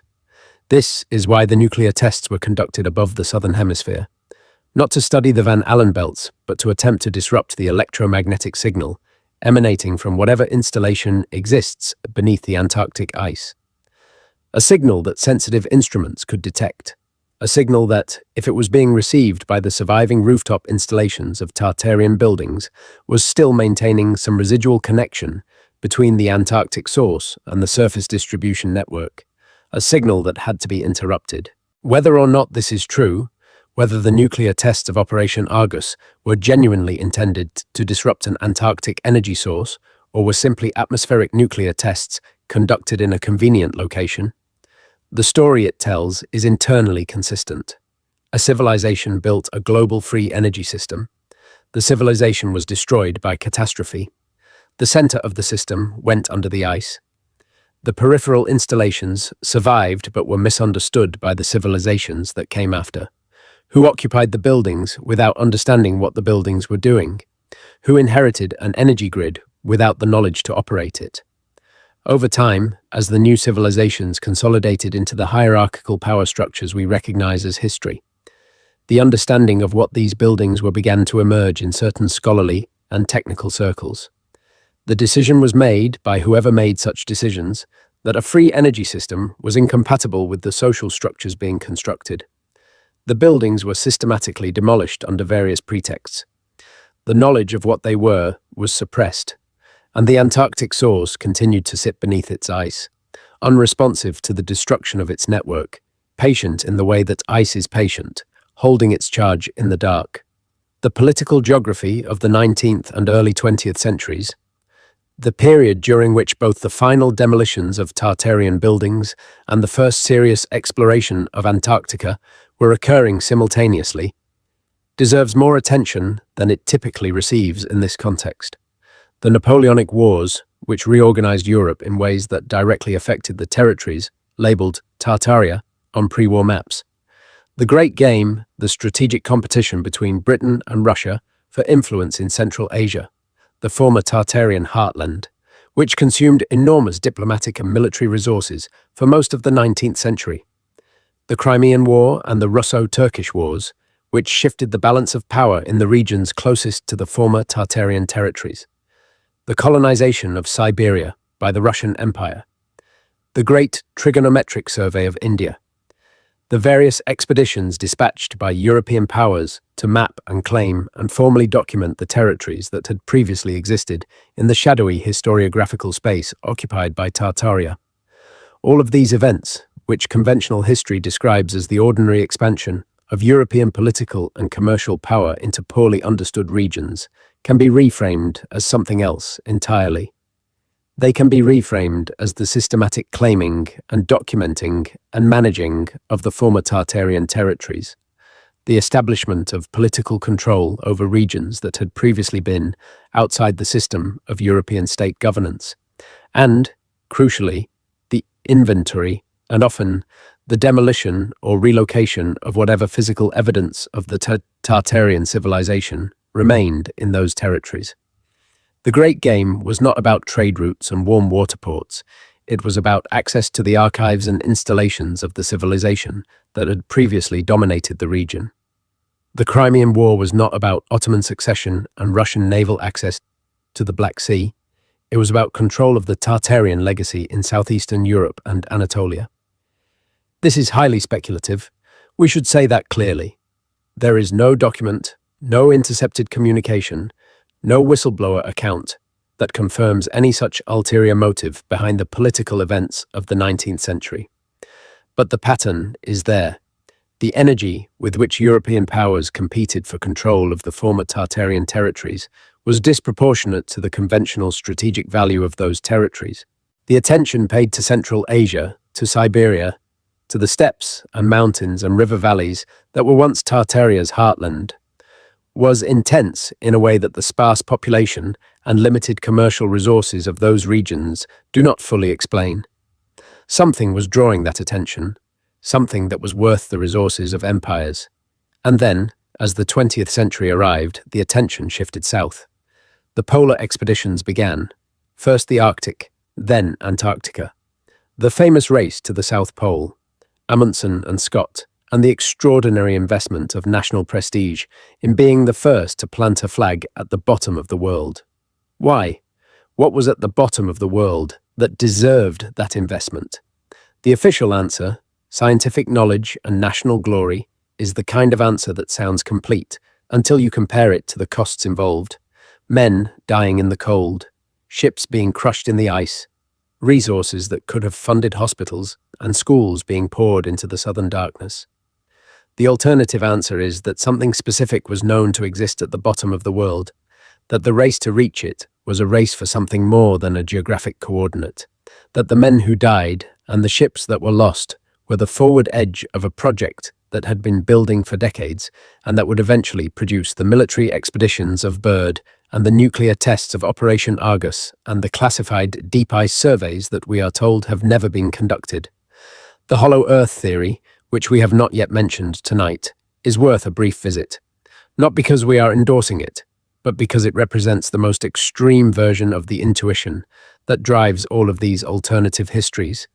The intuition that the interior of the Earth, the places that are most completely inaccessible to ordinary human access, contain the answers to the questions that the surface world cannot answer. Hollow Earth theories in their modern form often center on Antarctica as the location of a polar opening, an entrance into the interior regions of the planet where, various traditions hold, a more advanced civilization exists, either the remnants of a previous surface civilization that retreated underground after a catastrophe, or a civilization that has always been subterranean, or beings of a non-human character whose nature is various traditions describe in ways ranging from the scientifically plausible to the mythologically extreme. The Hollow Earth theory in its modern Antarctic variant was most influentially described by Rodney Clough and before him by Amedeo Giannini, and its presence in the discussions of Nazi Germany's last days is well documented, including the claim that senior figures in the Nazi military establishment believed in the existence of an interior world accessible through Antarctic openings and attempted to establish a base there before the end of the war. Operation High Jump, in this reading, was not just a scientific expedition, but a military operation intended to neutralize whatever the Nazis had established in Antarctica during the final years of the war, a facility in the interior that was using technologies derived from whatever the Nazi researchers had found in the Tartarian ruins and archives that fell within German-controlled territory during the war. We are not here to tell you that any of this is true. We are here to tell you that the story keeps connecting, that every thread you pull leads to another thread, that every piece of the alternative history of Tartaria and Antarctica leads back to the same central question, which is, what happened before what we think happened? What was the world like before the period we call history? What civilizations existed in the long human past, the tens of thousands of years between the anatomical emergence of modern humans and the first cities of Mesopotamia? And why do we assume that those civilizations were uniformly primitive, uniformly incapable of the kinds of knowledge and construction that we find inexplicably present in the earliest records of our acknowledged history? The Sumerians did not slowly develop writing. Writing appears in the Sumerian record fully formed, with a complex grammar and a sophisticated vocabulary, not as a rudimentary proto-script struggling toward literacy, but as a complete communicative system already capable of recording legal documents and administrative records and astronomical observations and mythological narratives. This is not what the origin of writing looks like. This is what the transmission of writing looks like, the adoption by one culture of a system that was already developed by another. The Sumerians received writing from somewhere or someone.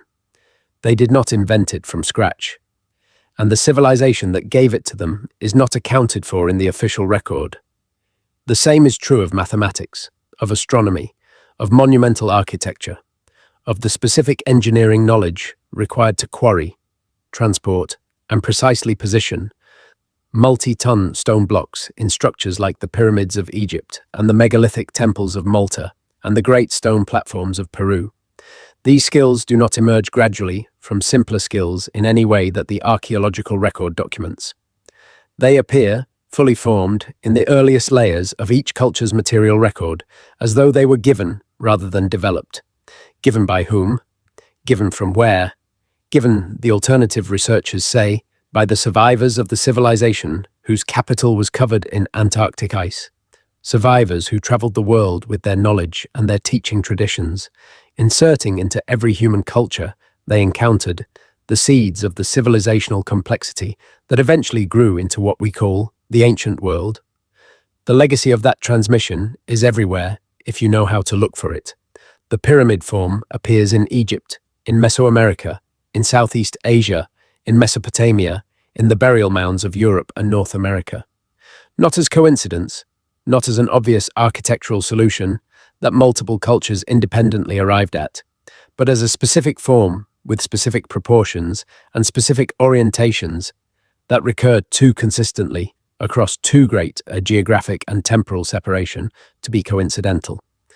The megalithic construction tradition, the tradition of working in very large stones with extraordinary precision, appears in Peru, in Egypt, in Lebanon, in Turkey, in Britain, in Malta, in Bolivia, in Easter Island, everywhere, always with the same technical characteristics, always at a level of sophistication that exceeds the immediately surrounding cultural context. The astronomical alignment tradition, the practice of orienting major structures to specific celestial events, appears in the same places, with the same precision, always suggesting not just knowledge of the sky, but a specific philosophical or technical motivation for encoding astronomical information in stone. These are the visible traces of the civilization that once existed. These are what survived the mudflood and the ice and the deliberate erasure of the historical record. These are the artifacts of the most sophisticated civilization that the human species has ever produced, rendered strange to us by the loss of the context that would explain them, misinterpreted by the subsequent civilizations that occupied the same territories, incorporated into religious and cultural systems that had no memory of their origin, gradually accumulated over millennia into the bewildering variety of world cultures that we study and catalogue and celebrate, without ever quite grasping the single root from which they all grew. And the root is there, beneath the ice. We circle back to it always. Beneath the ice, the capital of the civilization, whose surviving branches include everything we call the ancient world and everything we call Tartaria, waiting with the patience of 12,000 years of cold and dark and silence, waiting for the cycle to complete, waiting for the ice to thin, waiting for the technology to penetrate, waiting for the willingness to know, waiting for us to be ready to learn who we really are and where we really came from and what was taken from us and why.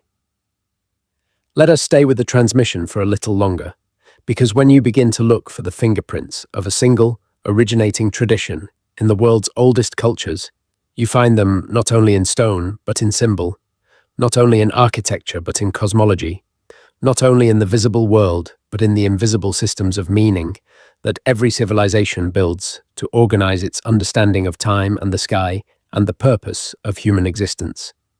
Consider the serpent. The serpent appears in the foundational mythology of virtually every human civilization that has ever existed, and it appears not as a simple animal, but as a being of knowledge, of transformation, of connection between the earthly world and something above or below it.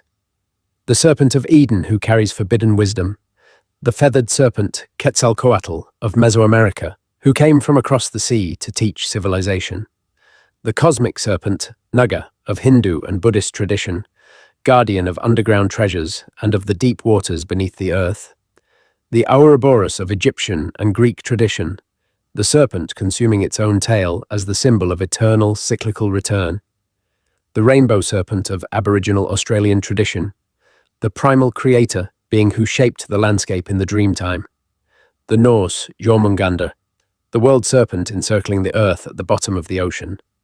Not every culture makes the same serpent, but every culture makes a serpent of this specific kind, a serpent who knows something, who came from somewhere, who carries the memory of a world beneath or before, the one we inhabit. The researchers of the Tartaria tradition note that the serpent symbol appears with particular frequency in the architectural decoration of the buildings they associate with the Tartarian legacy. Serpent motifs on column bases and door frames and roof ornaments in buildings across Central Asia, Russia, Eastern Europe, and the Americas that share the distinctive proportional vocabulary of the Tartarian style. They do not propose a literal explanation for this. They propose that the serpent, in the Tartarian tradition, as in every other tradition that inherited the knowledge, was the symbol for the energy that those buildings were designed to work with. The sinuous, flowing, wave-like quality of electromagnetic energy moving through the earth, the current that ran through the grid, the power that the towers received and the domes distributed and the basements grounded, The serpent was the signature of the technology, and the technology, wherever the survivors of the original civilization went, carried the signature with it.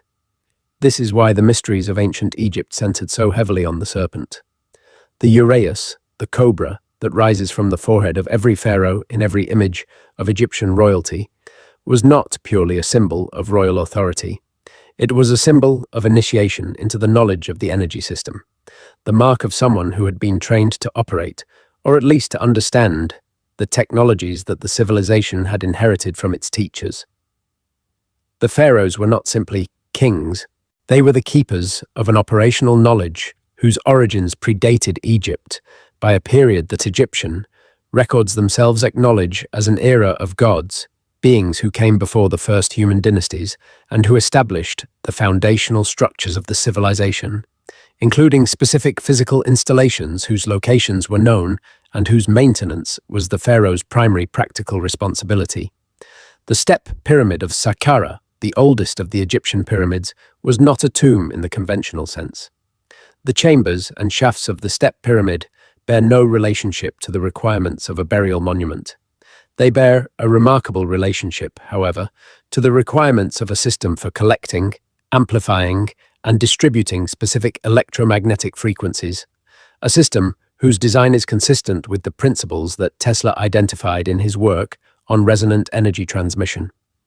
The King's Chamber of the Great Pyramid at Giza, with its extraordinary acoustic properties, its precise granite construction, its empty granite coffer that has never contained a mummy, its ventilation shafts aligned to specific star positions, its relationship to the Nile's electromagnetic field, is not a room designed for the dead. It is a room designed for specific energetic operations, whose nature we can deduce from its physical properties, but whose full purpose remains, like the Tartarian capital beneath the ice, sealed away from current access. Now think about what this means for the language question. If a civilization of sufficient sophistication existed before the period we conventionally call ancient, and if that civilization was global in its reach and its influence, then its language would be the root from which all subsequent languages grew, the original tongue from which the diversity of human language descended through the same process of geographic isolation and cultural divergence that produced the diversity of physical human appearance. The idea of an original human language is ancient. It is the Bible story in the Abrahamic tradition. It is the Adamic language of medieval philosophical speculation. It is the proto-language that modern linguistics seeks through the methods of comparative reconstruction. But modern linguistics, constrained by the relatively recent date it assigns to the emergence of modern human language, works within a time frame far too shallow to accommodate a Tartarian or pre-Tartarian origin. The alternative history tradition proposes that the Tartarian language, whatever it was, left traces in the naming conventions that appear in geographically separated cultures. The ar and atan suffixes that appear in place, names across a vast swathe of territory from Hungary through Central Asia to India, Tatarstan, Afghanistan, Pakistan, Rajasthan, Kurdistan. These are proposed as remnants of an original naming tradition that predates the modern languages in whose vocabularies they are now embedded. The word Tartary itself, and its variants, Tatari and Tartaria, is of disputed etymology. The official derivation from the Tatar people is unsatisfying in ways that linguists have noted without fully resolving. The Tatars did not call themselves Tartars. The association of the name with the Greek Tartarus, the deep underworld, the place beneath the known world, the realm that is below Hades, is a coincidence that the alternative history community finds meaningful. Tartarus, Tartaria, the underworld, the city under the ice. The secret society question is one the alternative history community approaches with varying degrees of rigor, and it deserves careful treatment here, stripped of the sensationalism that usually surrounds it.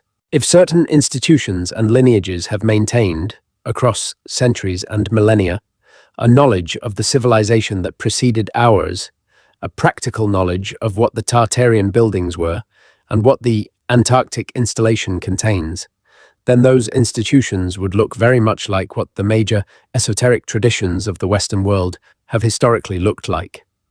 Not sinister puppet masters controlling world events.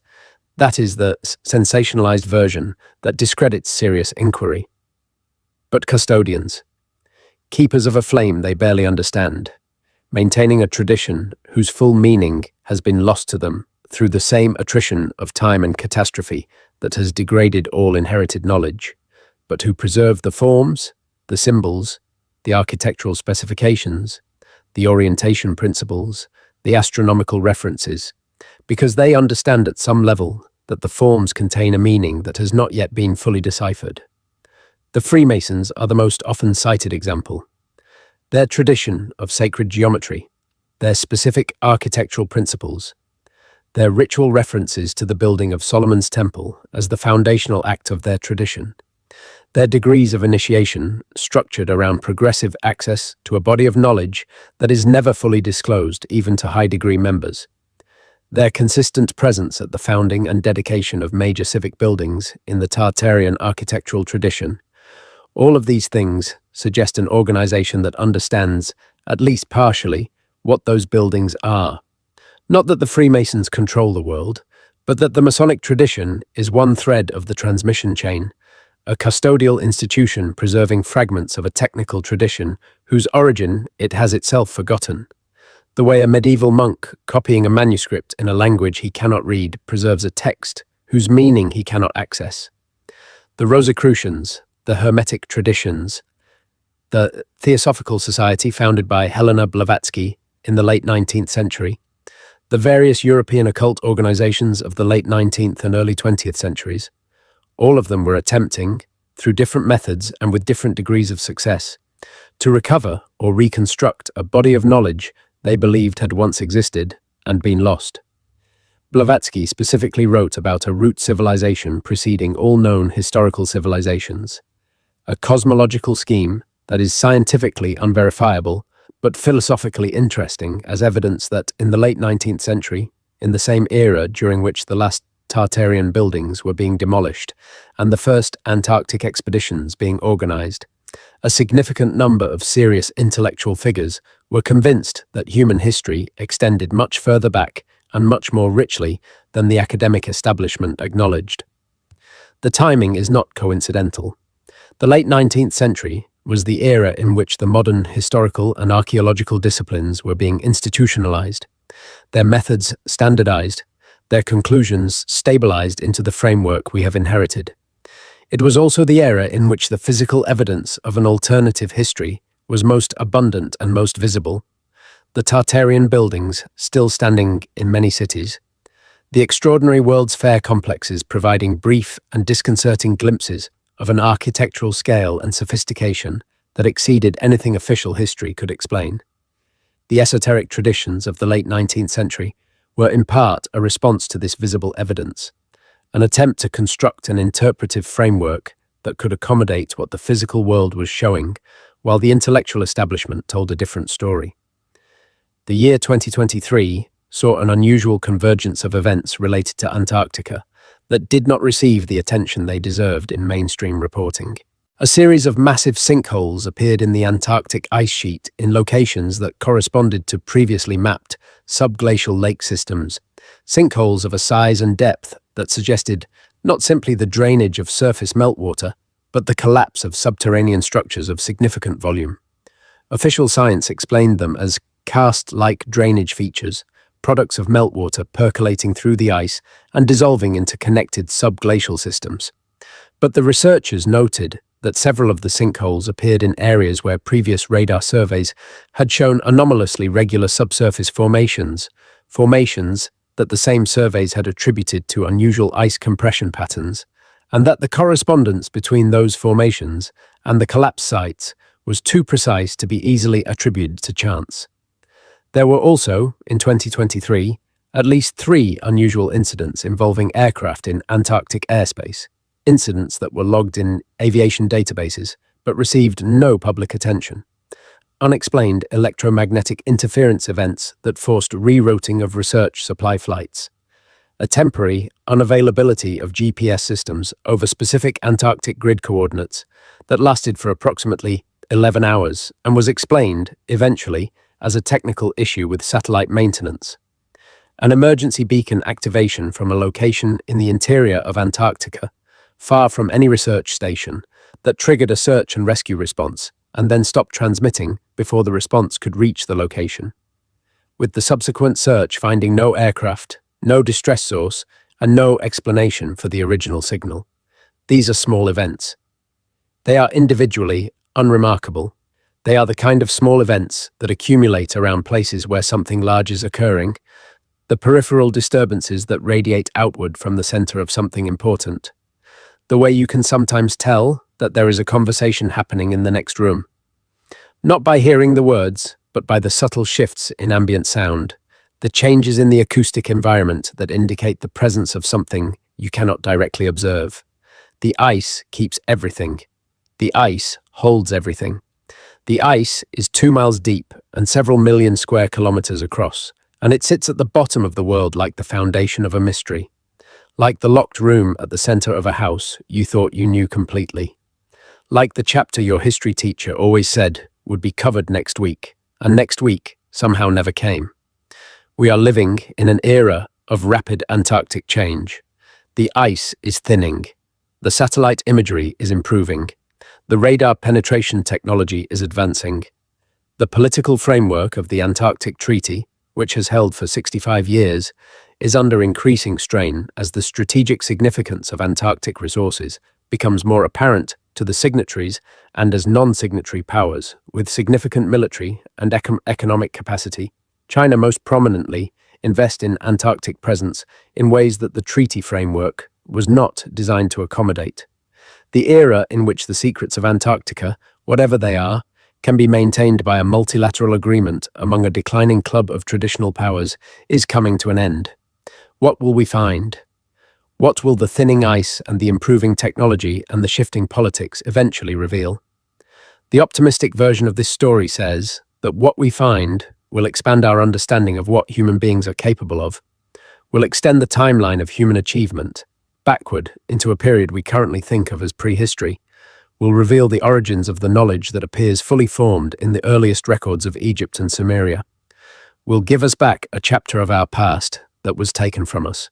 The pessimistic version says that what we find will be managed, disclosed selectively or not at all, incorporated into existing power structures, rather than shared with the humanity whose heritage it represents, added to the archives of the institutions that have been managing the Tartarian legacy for centuries. The honest version says we do not know. We do not know what is there. We do not know if anything is there. We do not know whether the anomalies in the Piri-Reis map and the architectural traditions and the geopolitical behavior of powerful institutions point to something real beneath the ice, or whether they are the coincidences and misinterpretations and wishful thinkings of people who need the past to contain something greater than the present. We do not know, and we should not pretend to know. But the question is real. The anomalies are real. The maps are real. The buildings are real. The institutional behavior around Antarctica has been real. And the story that connects them, however speculative its details, however unsupported by the kind of evidence that satisfies a peer review committee, is also real in the sense that stories are real, in the sense that the recurring patterns in human myth and memory are real, in the sense that the consistent intuition across thousands of years and dozens of cultures that there was something before, what we know, something greater, something lost, points to something. What that something is, we must leave for the ice to tell us, when it is ready. For now, tonight, we rest in the question. The question is enough. The question is, in a certain light, everything. Because the question, held gently in the open hand of a mind, not insisting on any particular answer, is itself a form of freedom, a release from the closed system of history that told us we already knew everything, important about where we came from, a release into the larger, stranger, more humbling and more wonderful possibility that we don't, that the past is not behind us in the way we think it is, that it is below us, deep below us, 2 miles below the surface of a continent at the edge of the world, patient and cold and present and waiting. Close your eyes, let the ice hold what it holds. You have done enough thinking for tonight. The questions will be here in the morning, if you want them. And for now, let the silence of Antarctica, the silence of 2 miles of glacial dark, settle over you. Let it be the most restful thing in the world, the silence of a place that holds more than we know. There is one more room we should walk through together before the night closes. The corridor is this. What would it mean for us, the people alive right now, in this particular moment, to discover that everything we have described tonight was true? Not partially true, not metaphorically true, not true in the way that myths contain truths without being factual accounts, but literally and materially true. What would it mean to learn that there was a civilization before ours of extraordinary capability, that it was erased by catastrophe and by deliberate suppression, that its capital lies beneath the Antarctic ice, that the architecture of that civilization still stands in fragments on every continent, that its energy systems were systematically dismantled over the course of a century and a half, that its historical legacy was deliberately replaced with a false account designed to serve the interests of the powers that came after. What would we do with that knowledge? The first thing it would do is reframe every conversation about human potential. If we have done this before, if the trajectory from stone tools to global civilization is not a single linear narrative of continuous progress, from primitive beginnings to our present sophistication, but rather a cycle, a pattern of civilizational rise and catastrophic fall and slow rebuilding that has played out at least once before, and perhaps many more times, then the question of what human beings are capable of takes on a different character. We are not at the leading edge of a story that began in ignorance. We are somewhere in the middle of a cycle that began in sophistication, descended through catastrophe, and is still working its way back toward what was lost. We have not yet achieved what our predecessors achieved. We are relearning what they knew. That is a humbling thought. It is also an encouraging one. It means the ceiling is higher than we have been told. It means we have already been there, or something very like us has already been there, and we can go there again. The second thing it would do is reframe every conversation about the institutions that control our understanding of the past. Every university archaeology department, every museum, every government archive, every religious institution that maintains historical records, every publishing house and media organization that decides what historical claims are credible and what are not. If the suppression hypothesis is correct, if the Tartarian legacy was deliberately erased and the false history installed in its place, then the institutions that maintain and transmit that false history are either complicit in its maintenance or they are themselves victims of it, inheriting a false account without knowing it was false, perpetuating the error in good faith without realizing they are perpetuating an error. Either possibility has enormous implications for how we relate to the authority of those institutions and for how we evaluate the knowledge they produce and defend. The third thing it would do, and this is the most personal of the three, is reframe our relationship to the idea of loss. Human beings carry a particular grief about the past, a grief that is not quite the grief of personal bereavement, but something like it, a sense that something important happened before we arrived, that we are not being told about, that the world is older and stranger and more richly inhabited by history than we are permitted to know. This grief surfaces in the popularity of ancient history and mythology and alternative history and archaeology and historical fiction. It surfaces in the feeling that certain places are haunted, not in the supernatural sense, but in the deeper sense, the sense that they carry more history than they show, that what is visible is only the surface of something much larger and much older. It surfaces in the recurring human motif of the Golden Age, the paradise lost, the civilization that was greater than ours and that we have fallen from. If that grief is not simply existential, if it is not merely the product of the human capacity to imagine things that don't exist, but is instead the echo of a genuine cultural memory, the residue of the knowledge that something was taken from us, that we are not the first, but rather the latest, that our ignorance of our own history is not natural but imposed, then acknowledging that would not increase the grief. It would transform it. It would transform loss into discovery. It would transform the grief of a world that ended into the excitement of a world that is still being found. The city under the ice is not a tomb. It is an archive. And archives are not places where things go to die. They are places where things go to wait until someone is ready to read them. We are becoming ready. The tools are better. The communication networks are wider. The number of people who have access to anomalous information and the ability to compare notes across geographic and disciplinary boundaries is larger than it has ever been. The alternative history community, for all of its credulous elements and its tendency toward unfalsifiable claims and its susceptibility to misinformation, is also a community of genuine researchers performing genuine inquiry, making connections between disparate pieces of the record that credentialed academics, divided by disciplinary boundaries and constrained by professional incentives, cannot easily make. The anomalies they identify are real anomalies. The questions they ask are real questions. The possibility space they are exploring, however imperfectly, is a real possibility space that the official academic tradition is systematically unequipped to explore.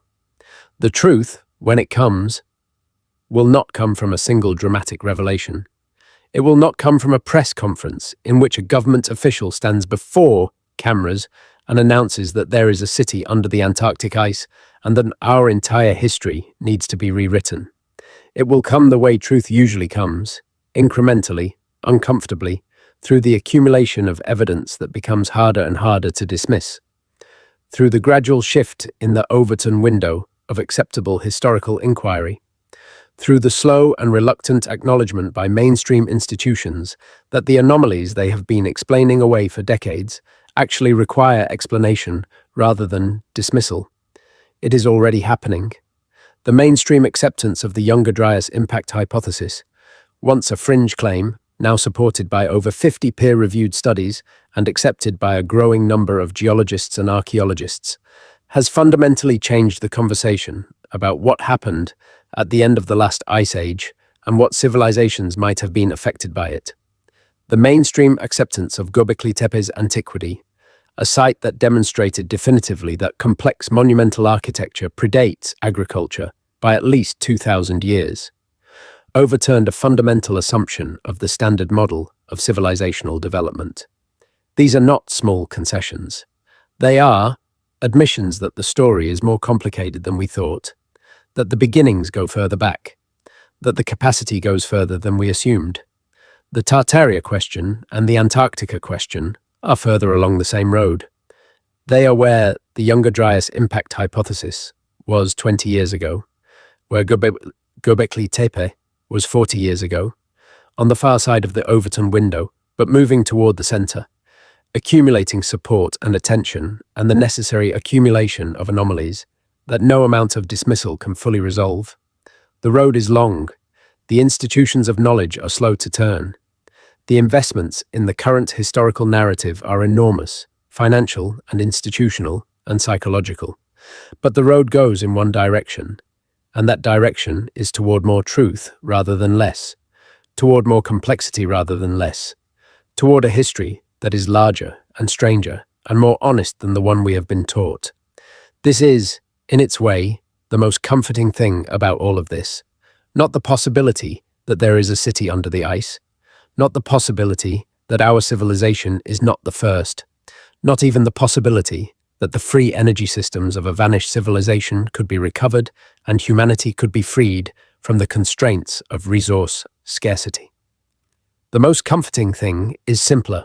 It is the knowledge that the questions are real, that the anomalies are real, that the world is not the closed, fully understood, thoroughly documented place that the textbooks suggest, that there is still mystery, that the past still has secrets, that beneath the ice of the most remote continent on Earth, there may be something waiting that will change everything about how we understand ourselves. Mystery is not frightening when you are lying in the dark with your eyes closed and the weight of sleep beginning to settle over you.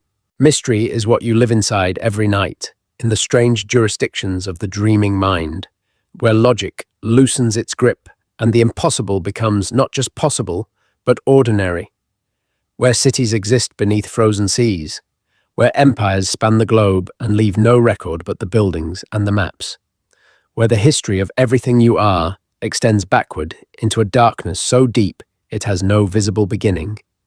Where the ice holds what the ice holds, and everything is preserved, and nothing is truly lost, only waiting, only quiet, only cold and dark, and present in the way that only the oldest things are present.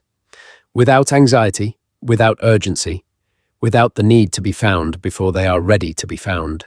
Let the ice hold its secrets tonight. Let the darkness of the southern hemisphere be what it is, immense and cold and full of something we cannot yet name. Let the question be the answer for now. Let the mystery be enough. Let the story dissolve into the silence that comes after all stories. The silence that is not empty, but full. The silence in which all the questions rest before they become answers. The silence in which everything that has ever been lost waits with perfect patience to be found again. You have come a long way tonight, through maps and empires and architects and nuclear tests and demolished buildings and frozen cities and the long, strange history of a civilization that may have been greater than ours and may have left its deepest traces in the most inaccessible place on Earth. You have followed the thread through every room it led you to. You have held each piece of the puzzle with the careful attention it deserved. You have been a good traveler. Now rest. The road will be here in the morning. The ice will be there in the morning. The questions will be there in the morning. But tonight, the only thing that matters is the dark behind your eyes, and the breath moving slowly in and out of your body, and the feeling of being exactly here, in this moment, in the warmth and the quiet, at the surface of a world that is older and stranger and more magnificent than anyone has yet fully told you. 2 miles down, in the dark, a city waits, and if you wake with the memory of this night's journey still warm in your mind, with the image of a frozen continent at the bottom of the world and the questions it carries still turning slowly in your thoughts, consider what that feeling is. Consider what it means to care about the past in this particular way, with this particular quality of longing that attaches to the idea of a civilization we have never seen, but feel somehow we should remember. Consider that this feeling, which you share with everyone who has ever listened to a story like this one, which you share with every person across every culture who has ever sat in the dark and listened to someone speak about the golden age that was, consider that this feeling may be the most specifically human thing about you, more human than your intelligence or your tool use or your language. The grief for what was lost before you were born, the recognition of absence you have no personal memory of, the certainty, quiet and deep and not quite rational, that there is more to the story, that there always has been, that there always will be. Other creatures adapt to the world as it is. Human beings are haunted by the world as it was, and compelled by the world as it might be. We live at the intersection of memory and aspiration, between what was lost and what might be recovered, between the civilization behind us and the civilization ahead, between the ice that holds what it holds and the warming that will someday let us see what has been held. This position, between the past we cannot fully access and the future we cannot fully see, is not a comfortable one. But it is the position that produces the questions worth asking. The questions about who we are and where we came from and what was taken from us and whether what was taken can be returned. Tonight's question was, what if Antarctica was Tartaria's capital before it froze? You have heard the argument. You have walked through the evidence. You have encountered the anomalies and the patterns and the recurring implications of a story that refuses to fully resolve into either confirmation or dismissal. You have held the question with the appropriate mix of openness and skepticism that a question of this magnitude deserves. And now you can set it down, gently, on the shelf beside all the other beautiful unresolved questions that a curious mind accumulates over a lifetime. And you can let the night do what the night does best, which is take everything that seemed urgent and large and render it soft and small and manageable, dissolving the edges, quieting the urgency, returning you to the fundamental fact of being here, alive, warm, breathing, safe, in a world full of mystery that is asking nothing from you at this moment except to rest. The city under the ice will still be there when you wake up. The questions will still be there. The anomalies in the maps and the patterns in the architecture and the strange behavior of powerful institutions around the world's most remote continent will all still be there, patient as ice, quiet as the dark of 2 miles beneath the surface of the earth, waiting with a patience that makes human lifetimes feel like brief, warm afternoons. You do not need to solve this tonight. You do not need to solve this at all. Some questions are not for solving. Some questions are for living inside, for carrying with you through the ordinary hours of ordinary days. Questions that make the world feel larger than it otherwise would, that keep the horizon further away than it would be if you believed you already knew everything important. This has been Sleepy History, the story of the civilization that may have built the world and lost the world and left its most important traces buried under the ice of a continent that no one was supposed to find until the right moment. The story of the maps that could not have been made, the buildings that could not have been built, the empire that disappeared without a trace, except for the trace it left on every map that tried to show the world as it was, before someone decided the world should be shown differently. The story that sits under the story, that sits under the story, that we have all been taught, layer by layer like glacial ice, each layer containing the compressed remnant of an atmosphere we no longer breathe, the chemical signature of a world we no longer remember, the faint trace of something enormous that passed through here and left the world changed, and then was itself changed beyond recognition, and is waiting, patient and cold and present, for us to come looking. We will come looking. We always do. Good night.